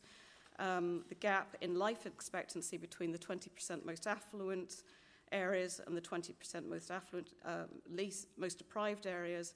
It's 9 years for men, so men will live 9 years longer, and women 7 years longer than most deprived compared to the most affluent. So there's a lot of work to do. And the report also shows how the local population is changing, both in terms of sort of growing and ageing, and a much more diverse population, which we need to take account in planning and delivering the way our services. So the priorities are set out, and they very much are set out to support the delivery of the corporate vision and the corporate plan. And, as a public health team, we've set out to, we're making commitments in this report, including a sort of relentless focus on addressing the inequalities gap, and, doing everything we can to to tackle health inequalities, taking a place-based approach, drawing on the strengths and assets we've got in our local communities and working really closely with local communities to create a sustainable future, making sure that our decisions are based on the highest quality evidence and intelligence, and developing really strong partnerships but externally with other organisations in Northamptonshire, but equally important as a public health team, making sure we're working really closely with teams across the council to become a public health, to really sort of see that vision of becoming a public health council. So our ambitions in each of the areas are set out for the next few years, including areas of health protection, so our continued commitment to prevent and respond to outbreaks of infectious diseases and other hazards, health improvement, where we're supporting both children and adults to create conditions to support directly individuals, but also to create conditions to have a healthy lifestyle, and taking actions that will improve mental health, address, encourage healthy weight, reducing smoking, etc. But also working with our partners to reduce threats from external threats. So the previous session we talked about drugs and alcohol, serious violence. Those are very much public health issues, alongside issues such as gambling, and working, recognising the importance of the built environment and how we design and shape our neighbourhoods, our existing neighbourhoods and the new neighbourhoods we're building to promote healthy behaviours and a healthy environment. We also recognise that we work very strongly well with the NHS, and that continued work in terms of working with our partners in NHS to prevent and promote health and tackle inequalities. And finally, the report sets out some sort of overarching priorities and the top areas of focus, particularly recognising the importance of early years and the importance of the first 1,000 days of life in terms of both childhood outcomes, but lifelong and intergenerational outcomes.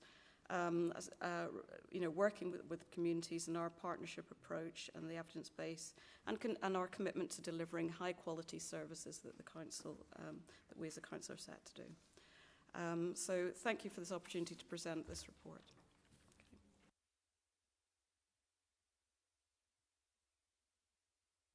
Councillor Harrison, did you wish to move that report? Thank you. I move that we note the content of the annual report and the key recommendations.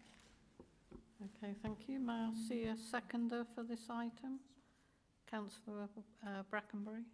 Thank you, Chair. I'm very happy to second this report and would like to thank the public health team for the work they do. And I welcome their ambitions, visions and priorities for improving the public health across Northamptonshire. Okay. Thank you. Thank you. We have some questions, please. Councillor McGee, if you could give your question. Chair, I'll keep my statement. I can speak when we come to the debate, but I have one basic question. I've spoken this for many years, and I did it at the Old County Council and eventually got it. We want some finance reporting in the annual report. Doesn't have to be broke down bit by bit, but we need some overarching expenditure and the budget in the next year's report. Thank you.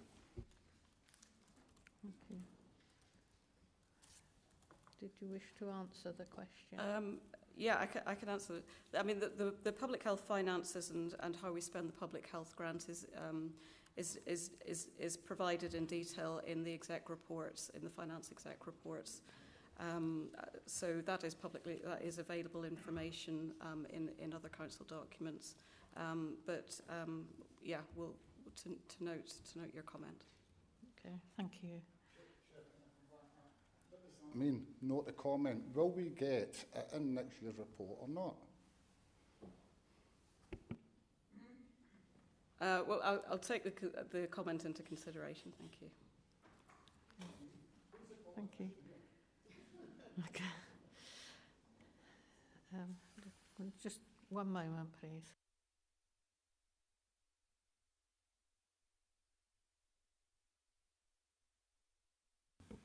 Okay, so just to clarify, we're doing questions to the Director of Public Health, Susan. So if you have any questions for her, then we'll do that, and then we'll move into the debate. So if you have any statements where you want to debate, then we'll do them after the questions. Thank you. Councillor Anne Lee. Thank you. A practical question. Dentistry. Access to dentists. I did a search for dental teeth. I couldn't find one mention of it. These are high-level principles, but that's the sort of thing that our residents worry about. Is there anything you can do to improve the access to dentists for our residents? Dentists and access to dentists are the responsibility of the NHS, so it's not... but what we do is work very closely with our NHS colleagues on review on population's access to services generally, but we also have responsibility within the public health team for oral health promotion, so really working with our local populations to prevent dental decay, and we've got programs across our local community to promote and reduce dental decay. But as I say, we work very closely in partnership with our NHS colleagues to look at dental health and oral health. Okay, thank you. Councillor Mark Pengelly. Hiya, welcome to North Northamptonshire. There's a national inquiry right now going on at government level into what happened at COVID, in the COVID-19. In North Northamptonshire, we saw some of the highest rates in the country in Corby, Kettering and Wellingborough for several months.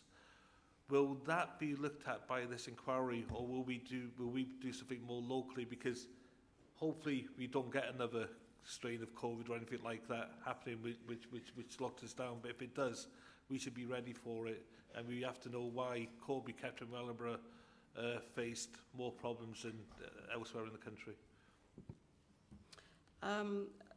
Thank you. So I can't comment on the national inquiry. I mean, I can comment on the health protection function within the public health team. So we very much, the team was very much embedded in responding to the pandemic, and we very much build on lessons learned throughout the pandemic in terms of understanding both rates of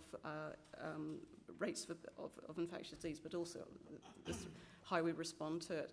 So that is looked at, and part of our sort of practice as to how we just understanding what's happened, and we do it routinely with COVID, but also routinely for all areas of our public health practice. Coming out on that, because the public want to know why this happened in Northamptonshire. Thank you. As I say, I don't know what's happening with the national report. That was your question, so I don't know the details of that, but we can look and see. Okay, thank you. Councillor Addison, please. Thank you, Chair, and welcome to the Northamptonshire. As we know, health inequality starts prenatally. Can you tell me what's going to be done to improve maternity services? Because a lot of young women are telling us that they're not having access to midwives on a regular basis. And also, what improvements are you going to bring in to support women that are breastfeeding? I understand there is an app, but actually, having had 5 children, I know the importance of having face-to-face contact with for support for breastfeeding and nutrition of both the baby and the mother. Thank you. So in response to your first question, so maternity services are run by the NHS. We do work closely with our NHS colleagues on issues, but the responsibility for delivering maternity services it's an NHS service. In terms of improving support for breastfeeding, we do have programs to support breastfeeding, and that is a high priority, and it's one of our sort of key performance indicators that we report through the corporate plan. So we're always looking at ways that we can increase rates of breastfeeding, and our rates have been lower over time. I can provide a written response with more detail on the programs that we've got and the plans that we have. quickly, yes. Yes, quickly. I understand that NHS are responsible for maternity services, but you need to be putting pressure on them to improve that service to our women and newborns.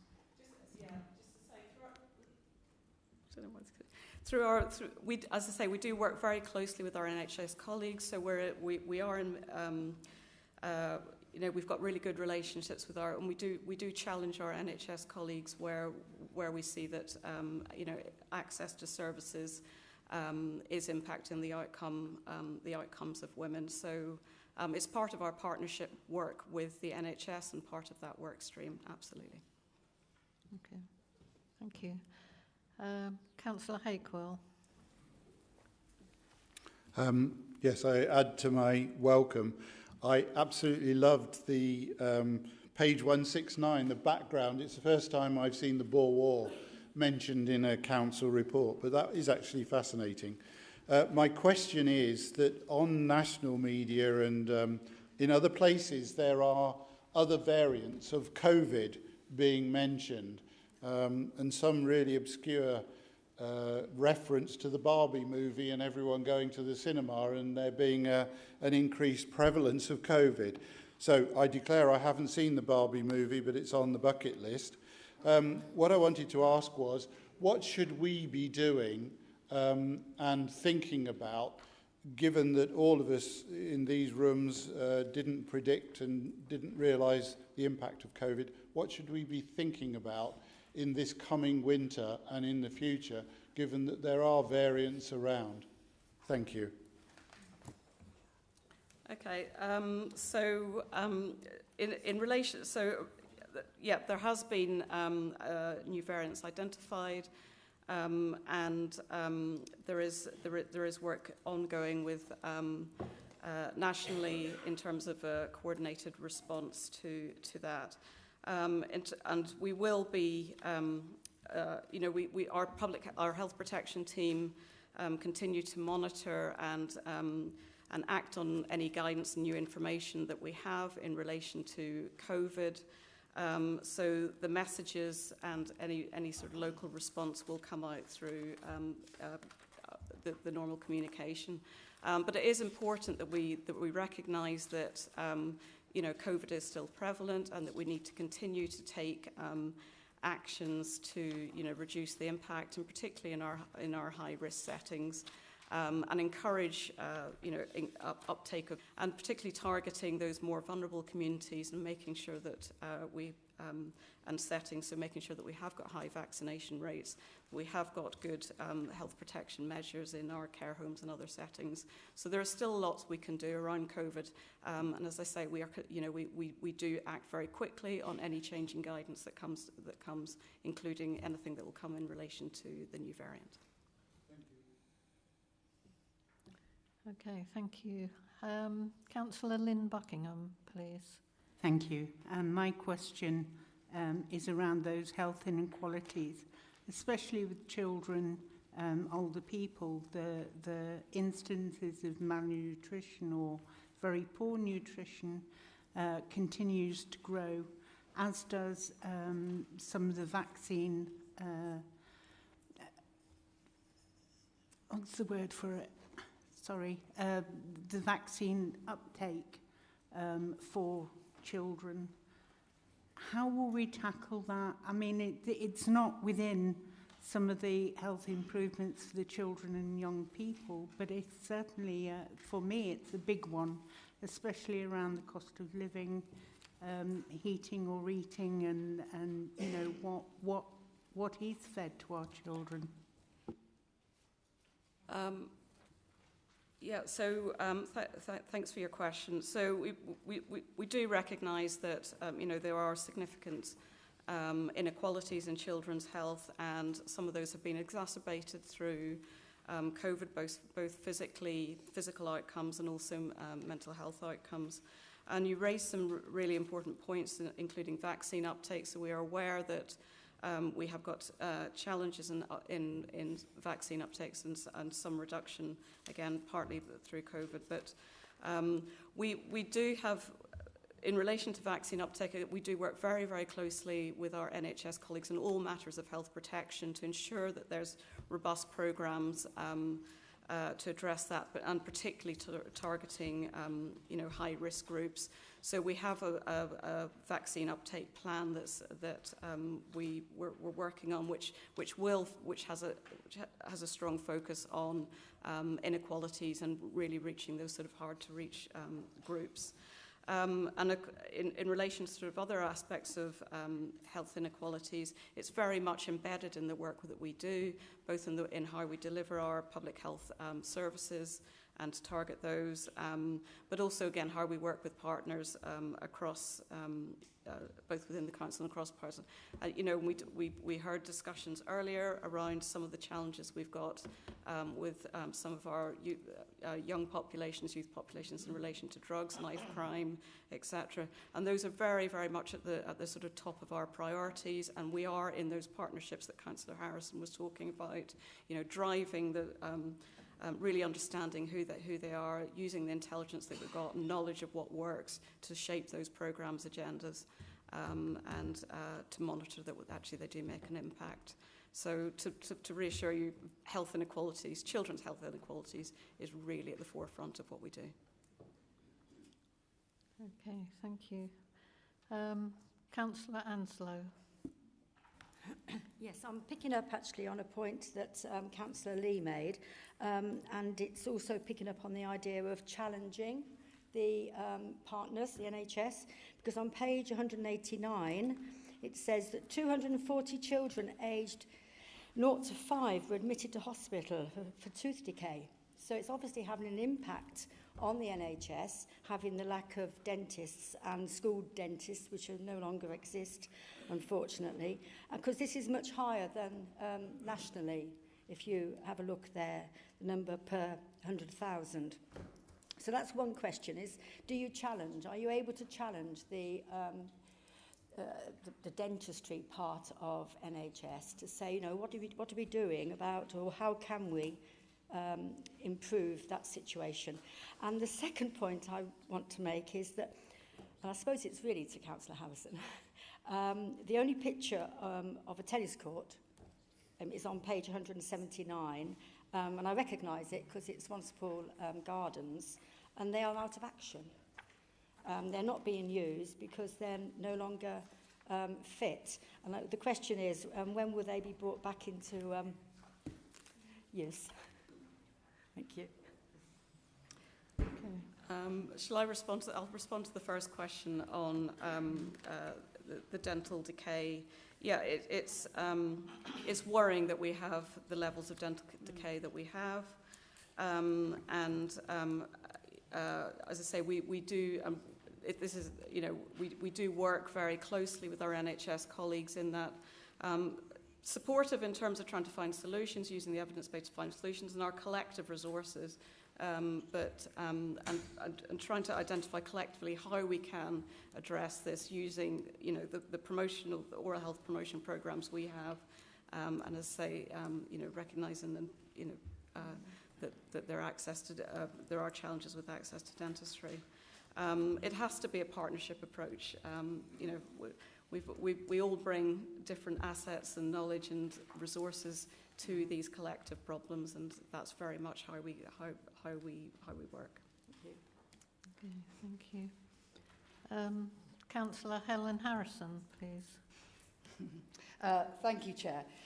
So just to directly answer your question, as you're hopefully aware, when our new Director of Public Health starts on Monday, communities and leisure will be sitting in the same portfolio as public health. So the Director of Public Health will be overseeing exactly those areas, because there is such a close tie between having access to being able to exercise and be fit and healthy and delivering good public health. In terms of actually those particular tennis courts, because it's somebody else's portfolio, I don't know the answer. So although these are very closely tied things, I will ask Councillor Helen Howell when I next see her and find out if there are plans to bring those back into action. Or Councillor Matt Binley if it's his portfolio. We'll find out the answer. In terms, I just wanted to make a couple of quick points. Firstly, Susan's been with us for quite some time. She's not new to North Northants Council. Prior to becoming our Director of Public Health, she was our Deputy Director of Public Health. So I'm sure she is very happy to be welcomed, but she's been with us for quite some time. So I just think it's probably important to put that in context. And then I just wanted to come back to Councillor McGee's first points, because I think, Councillor McGee, you've been rather unfair to Susan Hamilton. As I made clear at the beginning, this is not my report, this is the Director of Public Health's report, and it's entirely up to the Director of Public Health what goes into that report. And Susan's answer was completely appropriate. She's taken your comments on board and she'll think about it. It's her report. If she wants to put financial information in there, she can. It was not a politician's answer. And it's not fair to say that to one of our officers, because they have to respect political neutrality, particularly, well, always, but very particularly here in a public forum in the chamber. So, I mean, you might want to consider apologising to Susan for that slur, because it absolutely was a slur, and it's not for you or me or anybody else to tell the Director of Public Health what goes in their report. Thank you. Thank you. Councillor Scott Edwards, please. Question regarding breastfeeding and parenting. So you'll know that the Family Hub programme, it starts actually next month, and there's a big programme on the breastfeeding within that, so that will go some way of helping that, and parenting as well in looking after the children, including the programmes that are included within that. Okay. Well, thank you for that. We have no more questions, so thank you very much to Susan for all your concise answers to those questions. Thank you very much. I believe I've already taken the proposer as Councillor Harrison, and the motion has been seconded. So we will move to the debate. Councillor McGee. Thank you, Chair. I don't see it as a slur on the Director of Public Health whatsoever. I asked a straightforward question, didn't get an answer. So it wasn't a slur. I actually respect the hard work that she's done in the last year, while Jonathan, who was the Director, wasn't available most of the time in Northamptonshire. But she did a brilliant job in holding everything together during that year. So I do appreciate that. And I'm sure we will have, one way or another, a financial report in the future reports, because it's so important, especially next year when the Directorate has got responsibility for leisure. We need that breakdown of where money's going in public health. Absolute vital. And Chair, it does say on page 195, work collaboratively with colleagues across the Council, the integrated care boards, etc., and of course the NHS. So I believe we've got a vital part, as it's statutory, for us to take into consideration the public's issues. And two of the biggest public issues that affect us, public health, and in the care board, is dentists and doctors. These are two of the main priorities when we go out and talk to people. So it's up to us collaboratively to ensure that works. People are not getting appointments. My colleague's just telling me it was 60th, a minute past 8 o'clock to try and get a doctor's appointment. Is that acceptable in this day and age? No, it's not. And the Integrated Care Board, who's a part of what we do, is responsible for commissioning the GP surgeries. So we can play a major part in that. So these reports, and you know, this is not your report, and I apologise if you feel we're having a report a go on you, but this is Jonathan's report. And you can tell it's Jonathan's report because we've got a historical view of public health instead of some reports of successes, what public health's done in the last year or two.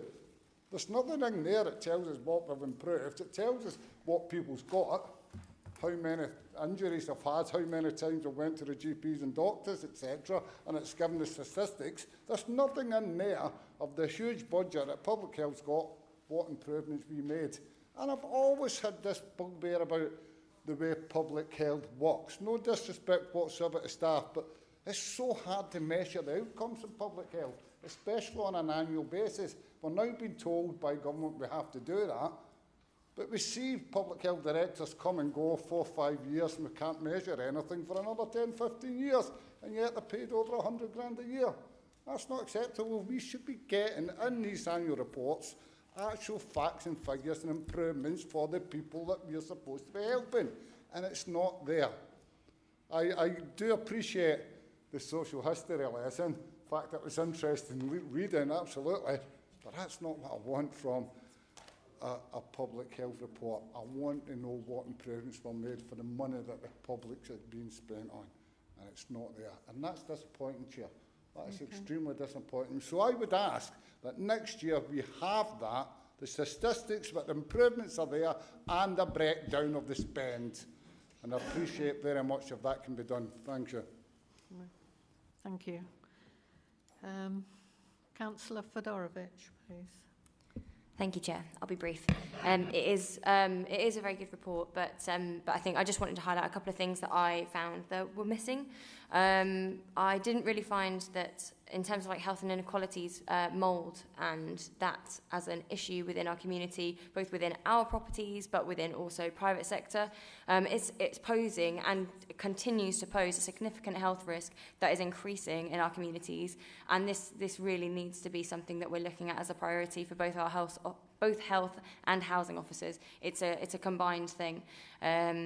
Also, suicide prevention was mentioned. But we didn't. I don't. That was the only real mention we got of anything to do with sort of mental health, and obviously that's a key part of their overall health picture. So I just didn't really find that like very thoroughly outlined. So that would be something that I'd like to know a little bit more about, and which I will send emails about. But yeah, I think there are some really simple and low-cost projects that could help, and I'm sure we already have some things outlined in that. But the big thing that has been touched on already is doctors and dentists.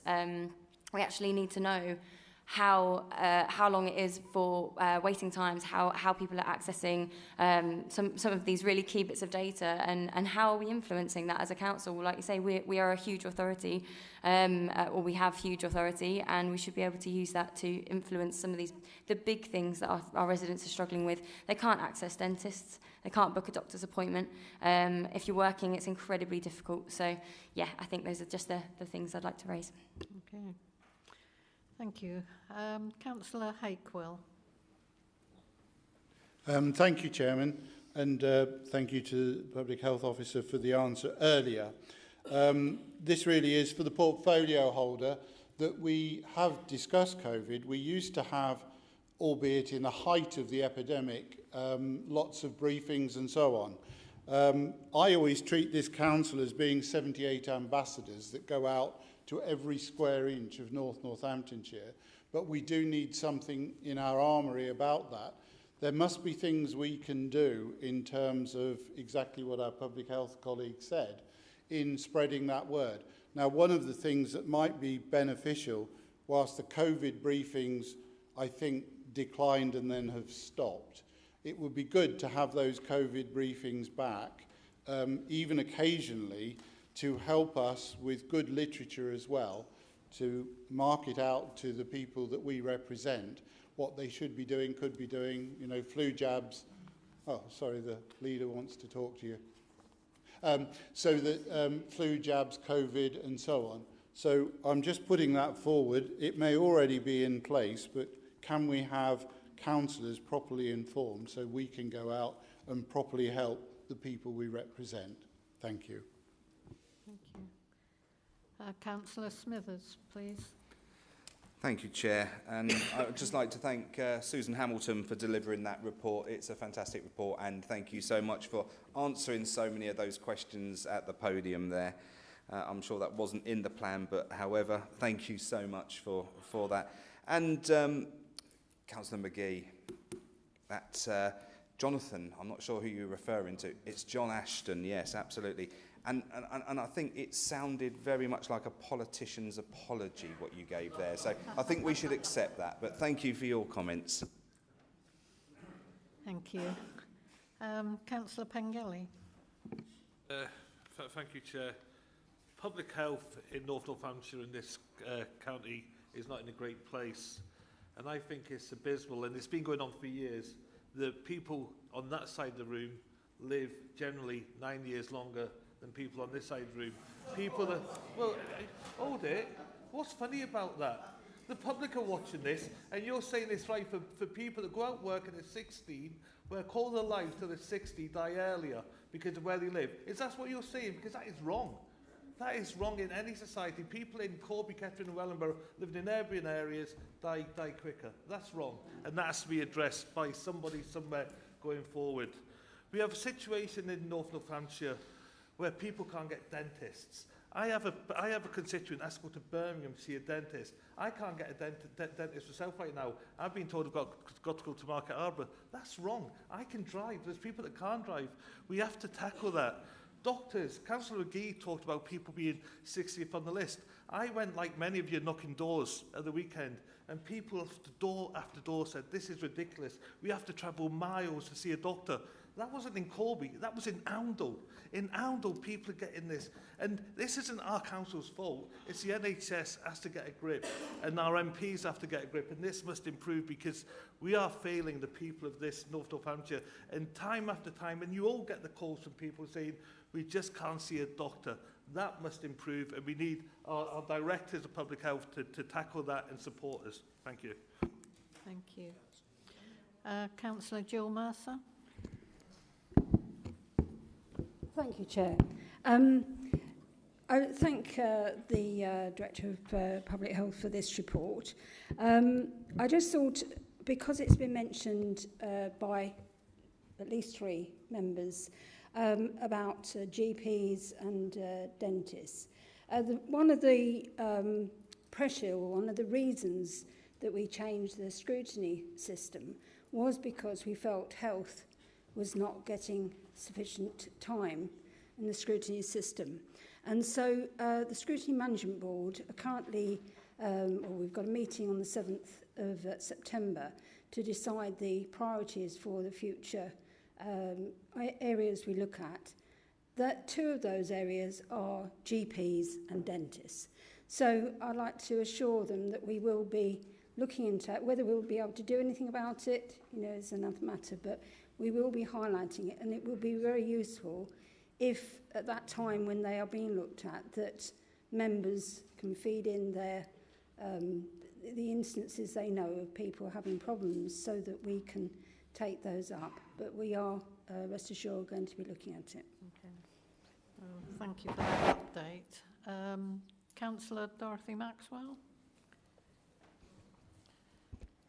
I must own up, actually, because I've only last week been appointed with the NHS for an NC, and I haven't been to any meetings, therefore I don't know any statistics, money or anything like that. However, I will be taking your points back to the NHS in order to see what they can do to resolve these issues. Thank you. Thank you. Councillor Andy Mercer, please. Chairman, I found it slightly offensive to be called people on that side of the chamber, given that one of us died very recently, a lot younger than the figures shown in this report.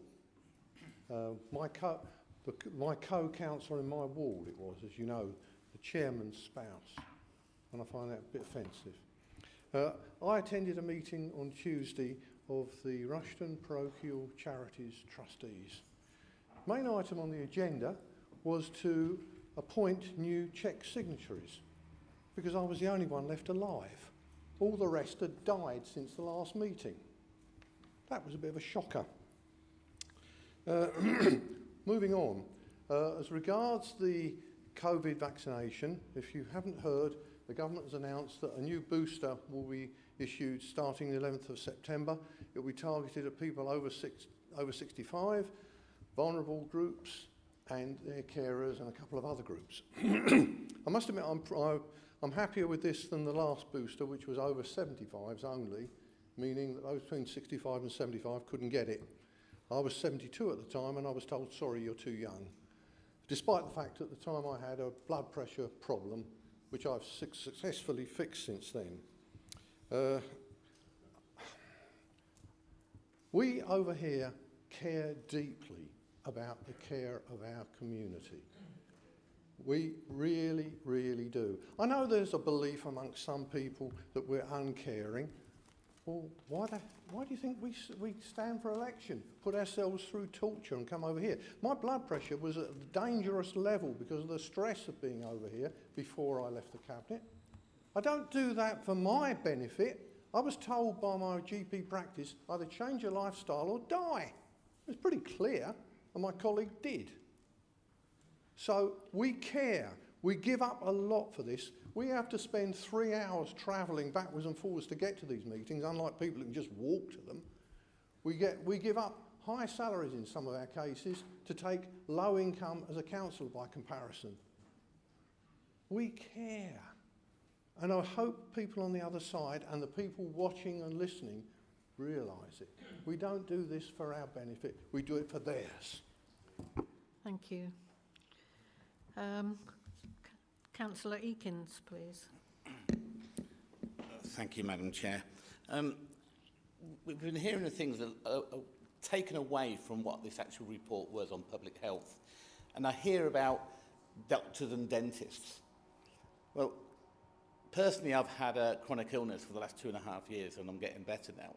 And not one occasion was I refused a doctor's appointment. I had 12 visits and stays in hospital over that period of time. Not once was I refused treatment. Yes, sometimes I had to wait for that treatment. Sometimes it spent in A&E 8 hours, 11 hours, but I was still treated and admitted. Dental. The reason why there's no NHS dentists is because the dental practitioners are leaving to go to private service because they get paid more money in the private sector than what they do with NHS dentals. So 1 minute that we've got complaints that we're paying our staff too much, and the next minute we're complaining that there's no dental because, again, they're not paid enough. So which one do you want? It's easy. You know, high income and high wages, you get the medical staff that you need. Doctors are the same. I had an appointment with a doctor today. Yeah, I waited 3 weeks for my appointment today, but that's only because I specifically wanted to see my long-term GP. I could have been seen within the next day or the same day had I wanted to, but I specifically waited to speak to the one that I needed to talk to. So I don't get it. Am I the only person in Wellingborough or even North Northants that can get a same-day appointment? I am sure. My family do the same thing. We don't have any waiting. We just go down there, book it, and then you're seen. I don't know where you're coming from with that one, but I'm only talking about my own experience. You may have different ones there. But what I'm saying is that this was a public health report. And North Northamptonshire, being a new council, we're doing extremely well. We need to improve, granted. But for what we do, how we handled the COVID pandemic in the north, I think is hats off. And I don't think anybody in this room can actually say that we didn't do our job during that pandemic. So we do work hard for our people, we do work hard for our constituents, and I think that the North Northamptonshire Public Health group and workers and officers are doing a fantastic job, and may they continue, but without being hammered all the time. Thank you. Thank you. Councillor Zoe McGee, please. Thank you. Councillor Eakins, I'm really glad to hear that you're getting better. I'm really glad to hear you didn't have too much of a palaver trying to get a doctor's appointment. But I could give you a little bit of homework. Try phoning Lakeside at 8 o'clock tomorrow morning and see how long it takes you to get through. Councillor Mercer, that would definitely run your blood pressure up, believe me. That's hard work. Now, just to clarify, I just want to let you all know, health inequalities isn't something we've made up. Say anything about doctor's appointments. That's Councillor Eakins. I said that. I said that. Thank you. Thank you. So, I just want to clarify something.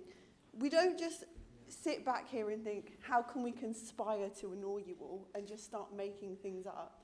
Health inequalities aren't made up. We didn't just pick it out of thin air. It's real. It affects people. It's genuine, and that's why we're talking about it.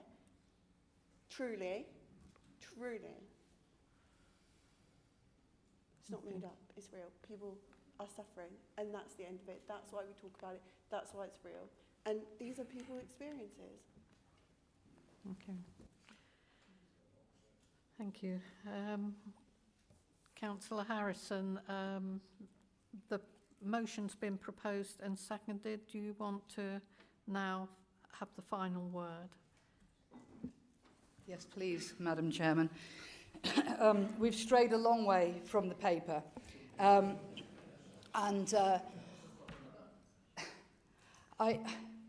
would just like to urge members that we don't bring our own personal stories into the chamber. I don't think it's appropriate, particularly when we're discussing things that are beyond the scope of the paper. So it's just a comment there. So as I think is well established now, GP appointments, dentistry, hospital care are all commissioned and dealt with by the Integrated Care Board, not public health, not by this council. So yes, of course we can influence those things. Of course we have voices. Our chief executive sits on the Integrated Care Board, for example. Absolutely, we can use our voice to try to make those points to the Integrated Care Board, who are in charge of those spending decisions. But it is not the direct responsibility of this council or the Director of Public Health or Public Health at large to solve the problems of dentistry and GP appointments. So if I can just make that clear, I think the second thing is we've talked very much, absolutely rightly, about health inequalities. That's pretty much the raison d'etre of public health, is to close those health inequalities. And as, again, many of you will know, only about 20% of what affects how well you're going to be through your life comes through those traditional doctors and NHS services. The rest of it, the other 80%, comes from the environment that we live in, our upbringing, our habits, and so on. And an awful lot of that is within the council's control, and that is entirely the point of the Director of Public Health's annual report, to talk about what we've done and where we're going. So Councillor Jill Mercer was absolutely correct that it's our Health Scrutiny Commission that is able to call in the Integrated Care Board to ask those questions that you've been asking. So that's the correct place for that. Now, I'm sorry, I've kind of got a little bit lost with who asked which questions, but I think it was Councillor Fedorowicz was asking about mould. And I think it's absolutely, you're quite right. So housing has a huge impact on people's health and well-being and health inequalities. And that is why one of the things that we've been absolutely clear about in developing our new public health service here in Northamptonshire is that public health should be centred right in the core of our council, that this should be a public health council, that we don't have a public health team that sit to one side, that they're absolutely, you know, their tentacles are going into every part of the council and helping to influence positively those problems that exist. So COVID briefings, of course we can re-establish COVID briefings if it's looking necessary. Councillor Andy Mercer is absolutely correct that there is some concern at the moment, I believe, about a new strain, and so vaccinations have been brought forward earlier than was intended. So it may be that that's a good idea to do some COVID briefings again. And so what I'll do is I'll talk to Susan about the sort of regularity of what we think that might look like. If you want to email me with your suggestions, I'm very happy to take those. Regarding the frequency with which we could do those. I mean, you know, people came up with a lot of comments, and it just showed that we're very, very interested in public health. Sometimes it seems there's a little bit of a gap in understanding of what exactly we have control of in terms of, you know, directly here in this room. But we will use all of our influence that we have to talk about the issues that you have raised. And with that, thank you, Chair. I am done. Thank you. Over and out. Thank you very much. We will now move to the vote. Can you please use your electronic voting buttons, please? The vote has now commenced.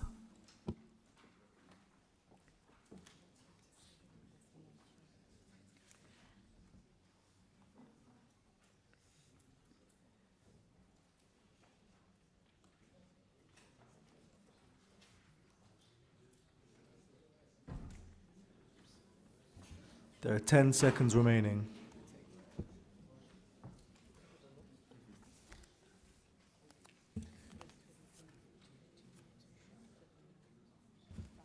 The vote has now finished. Chair, the results of the vote are 57 in favour, 5 abstentions and 0 against. Okay, thank you. The vote is carried. We'll now move on to item 12, Capital Programme and Revenue Budget Update 2023 to 2024. May I please see Councillor Bunday to present and move this item. Thank you, Chair. The Executive earlier this month approved a proposal to commence the procurement process to purchase and implement a new education case management system.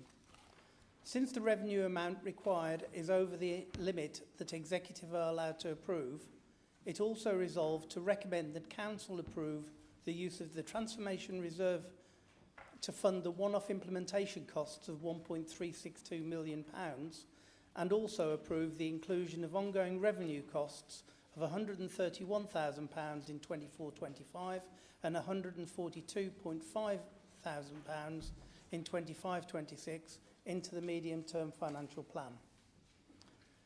At the same meeting, the Executive agreed to accelerate the capital programme from 24-25 and 25-26 into 2023-24 for the Homeless Prevention Capital Programme to enable North Northamptonshire Council to provide the required match funding against the central government grant to acquire 11 homes during 23-24 to deliver additional housing for those on Afghan resettlement schemes and ease wider homeless pressures. Funding will be £1.298 million from the Local Authority Housing Grant and environment of £2 million from the Housing and Homelessness Prevention Capital Programme to the Resettlement Capital Programme to meet the match funding requirement for the grant. Similarly, at the Executive in July, grounds maintenance equipment was discussed. An early estimate of grounds maintenance equipment replacement of £400,000 was previously included within the development pool for 24-25. But due to the recent failure of several vehicles and equipment, there is now an urgent need for this to be utilised in 23-24 to enable the continuation of service across the teams. The fully costed scheme of £440,000 is proposed to come from borrowing due to lack of external grants available for purchase of plant equipment. New borrowing must be approved by Council. These recommendations are set out in paragraph 3, Chair, of the report, and I'm happy to propose them. Thank you. Thank you. May I see a seconder for this item, please? Seek a second. I wish to second this capital programme. Thank you. Thank you, Councillor Jackson. Okay, we will now go to the debate. Councillor Hakewell, please. Thank you, Chairman. Thank you, portfolio holder. First question is, in terms of accelerating or drawing forward from future budgetary years, how will we backfill that to bring it back into what is the most crucial aspect? We've all talked about earlier homelessness. So how are we going to backfill that, or where do we expect to get the funding in the future years which are being drawn forward? The capital programme last year was 109 million and we massively underspent it. I do feel that there probably needs to be more executive scrutiny around what's in the capital programme and how we are spending it. Okay, £500,000 because we didn't predict that these machines were at the end of life or going to fail. Not good planning from that point of view. Where we see in A, little 1, environment of 2 million from the housing and homeless prevention, what is the total budget that 2 million is coming out of? Thank you. Thank you. Councillor Fedorovic? Thank you, Chair. I'll be brief. Firstly, great to see us leveraging funding to support our ability to ease sort of homelessness pressure in the future and expand our temporary housing stock. Brilliant.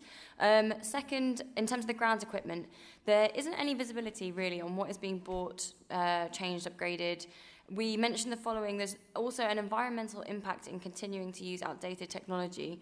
So I presume that this means that we're upgrading sort of fossil fuel-powered equipment to electric-powered and maybe outdated glyphosate chemicals to more modern and less ecologically damaging equivalents. We've also mentioned fleets, but it's not clear if that means EVs and hybrids, so it'd be great to just get more clarity on that. Then finally, with the education service, it's really, really important, obviously, that we continue our statutory duties here. But regular reviews need to be done to ensure that it's indeed effective and efficient. That's what we describe as delivering an effective and efficient education service. One of the most common resident concerns that I have coming through is regarding school places and this process of applying, waiting, chasing if they've had no reply, what to do if term starts and they have no school place.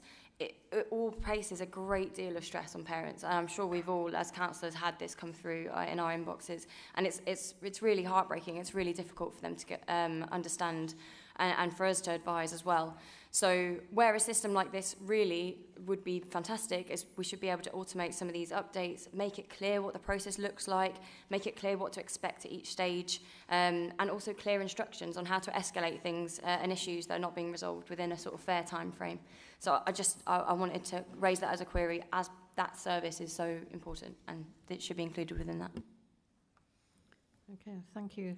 Councillor Scott Edwards, please. Thank you, and I will answer those questions for you, Emily. So absolutely, and so this new system will enable parents to be able to do that, because you're absolutely right. School allocation, school applying for places is one of the most stressful things, I think, for parents and students alike. And when they don't get their first choice, or indeed their second choice, and they may get their third choice, or they do things very differently, so they only apply for one school and thinking they're automatically going to get that, and then they get allocated a school which they haven't applied for, then it gets very difficult on that. So this system will allow them to do that.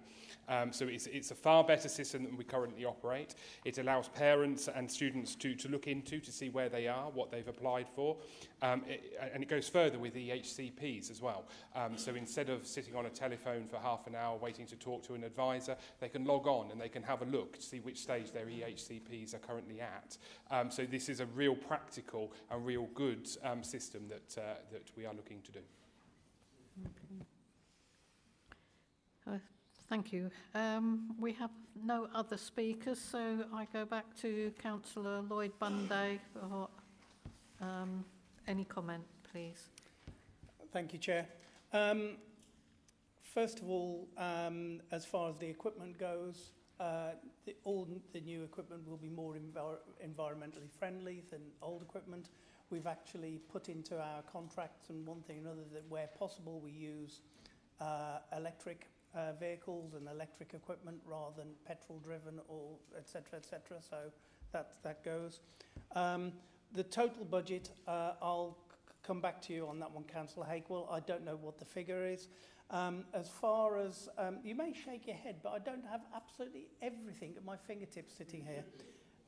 Thank you. Can I just point out yet again, you mentioned about capital and how the executive here decide on capital and one thing or another. You know as well as everybody else that we have capital challenge sessions every year. We have capital reports that come to executive on a regular basis. So we are regularly monitoring the capital expenditure of this council. As far as the housing stock and backfilling. It's not a case of backfilling. What we are actually doing is accelerating the purchase of property and using that money to actually lever more money out of central government. So we're actually effectively getting twice as much for our money by doing this. And what we're actually doing then is these houses won't be on long-term residences. They will be on licence. So after a few years, these houses will become part of our housing stock. So it's not backfilling, it's actually accelerating our homelessness programme. I think I've covered every question that's asked, Chair, so I'll shut up now. Okay, thank you very much.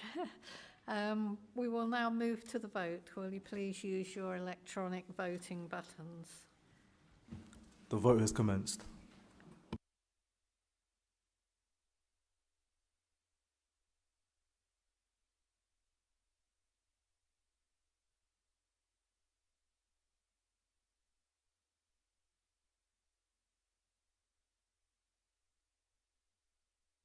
There are 10 seconds remaining.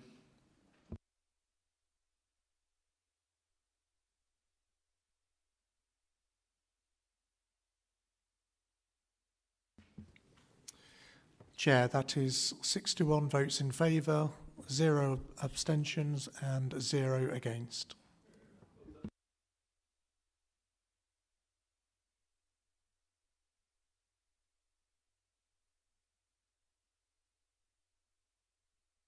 Sorry. Thank you. The motion is carried. Okay. At this point, I'll go over to Councillor Smithers. Thank you, Chair. I know we've completed the substantial business of the agenda already, and we're getting very close to the cut-off time of 9 o'clock. I'd like to move that we don't extend that period and that we look to close the meeting as soon as practically possible before at 9 o'clock. Okay, thank you. Do we need a second?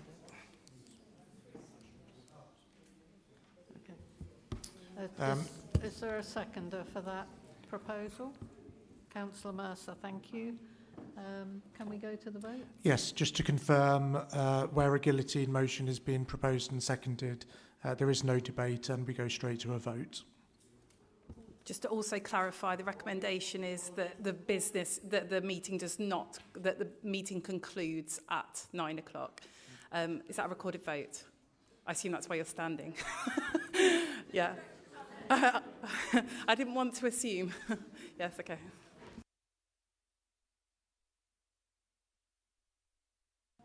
Absolutely disgusting.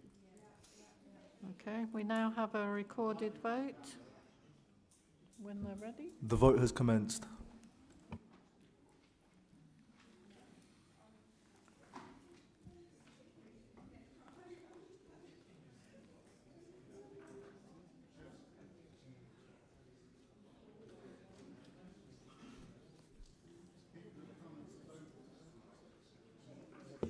There are 10 seconds remaining.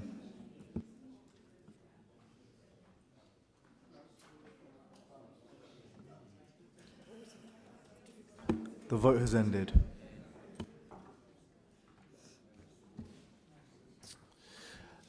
So that is 37 votes in favour, 1 abstention and 21 against. Okay, well, thank you. That vote is carried and the meeting will conclude at 9 o'clock or as soon as possible thereafter. No. 9 o'clock, that's it. Okay.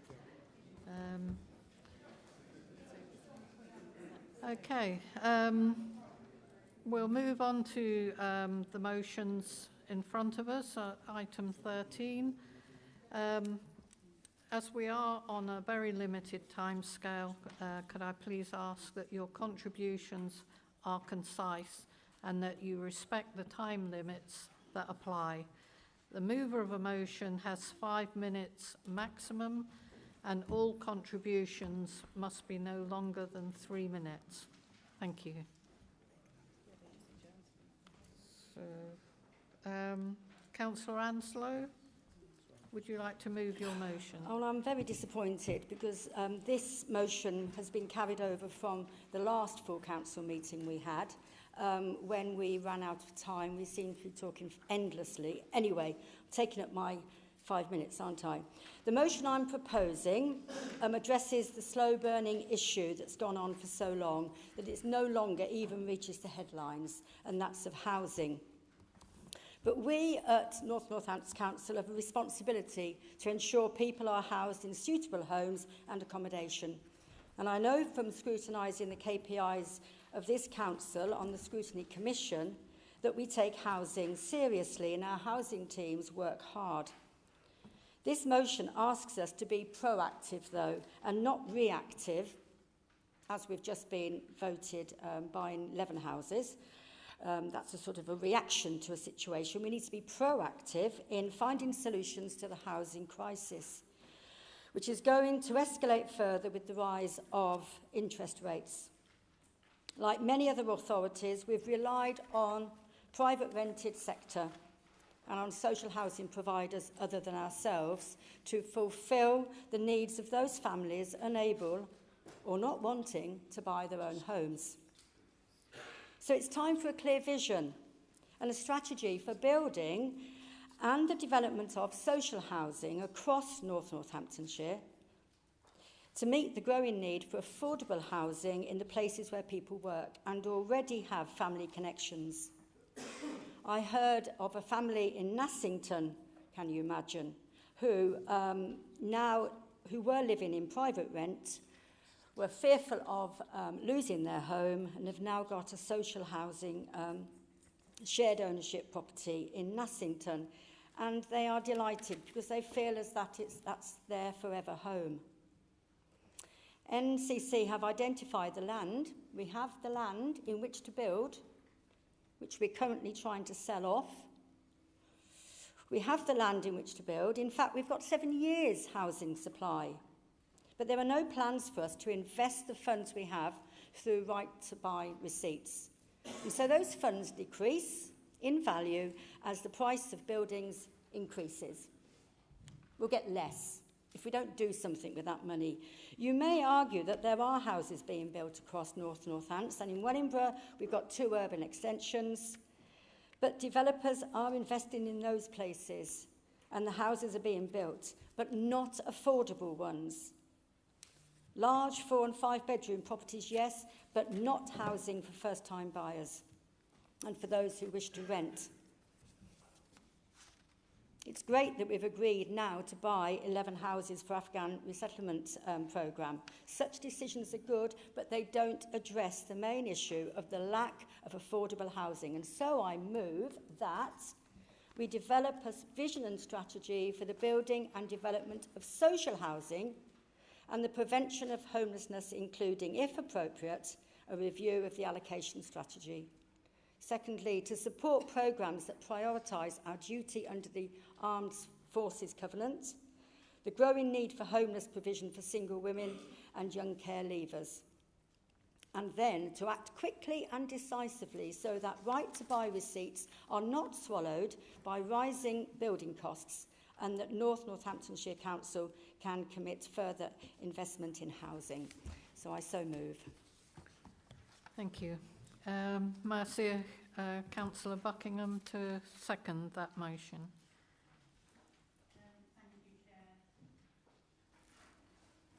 Thank you, Chair. And I welcome the opportunity to second this motion. And because we've only got a couple of minutes left, I'd like to not reserve the right to come back, but actually say something. So we know that we've got a housing crisis here. I know that the leader doesn't think that we have a housing crisis, but we have. There's also a crisis, many crises coming up. One of those is going to be in temporary accommodation.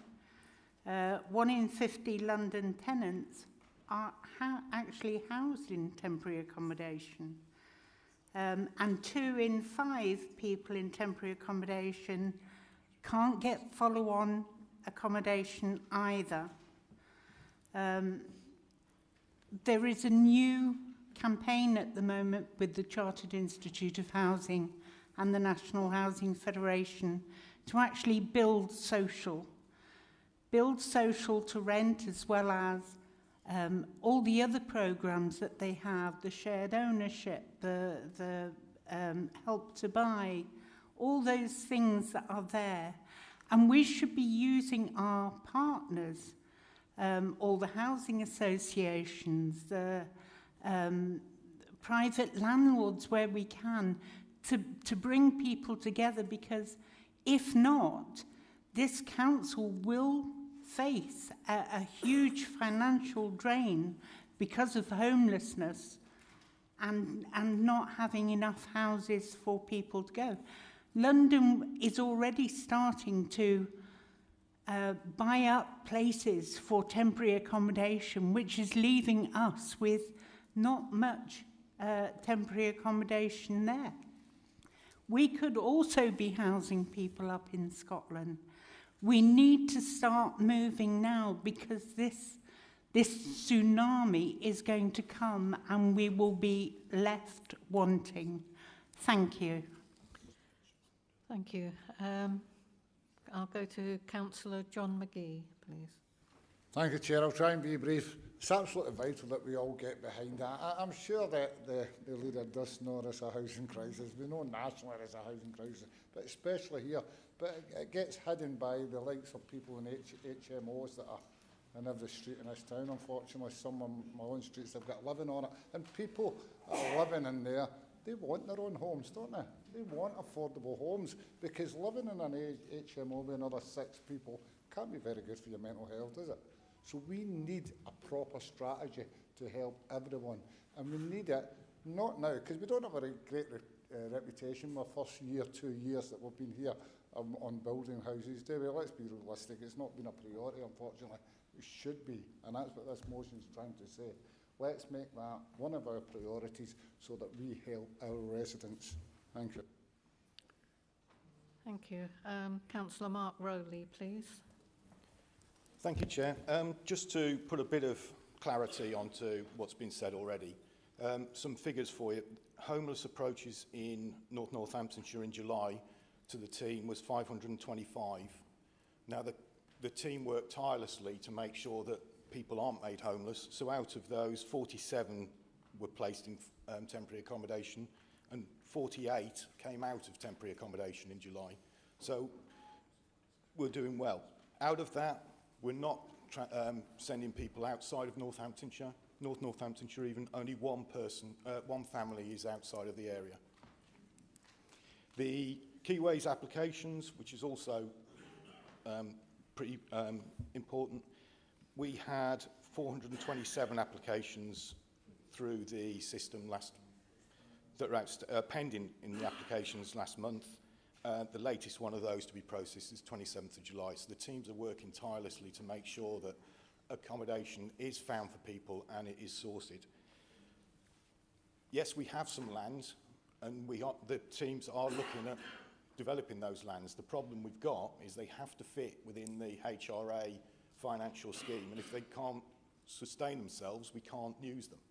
And that's the problem we've had with the Lawrence site, for example, just wasn't financially applicable for the HRA budget, so we couldn't use it.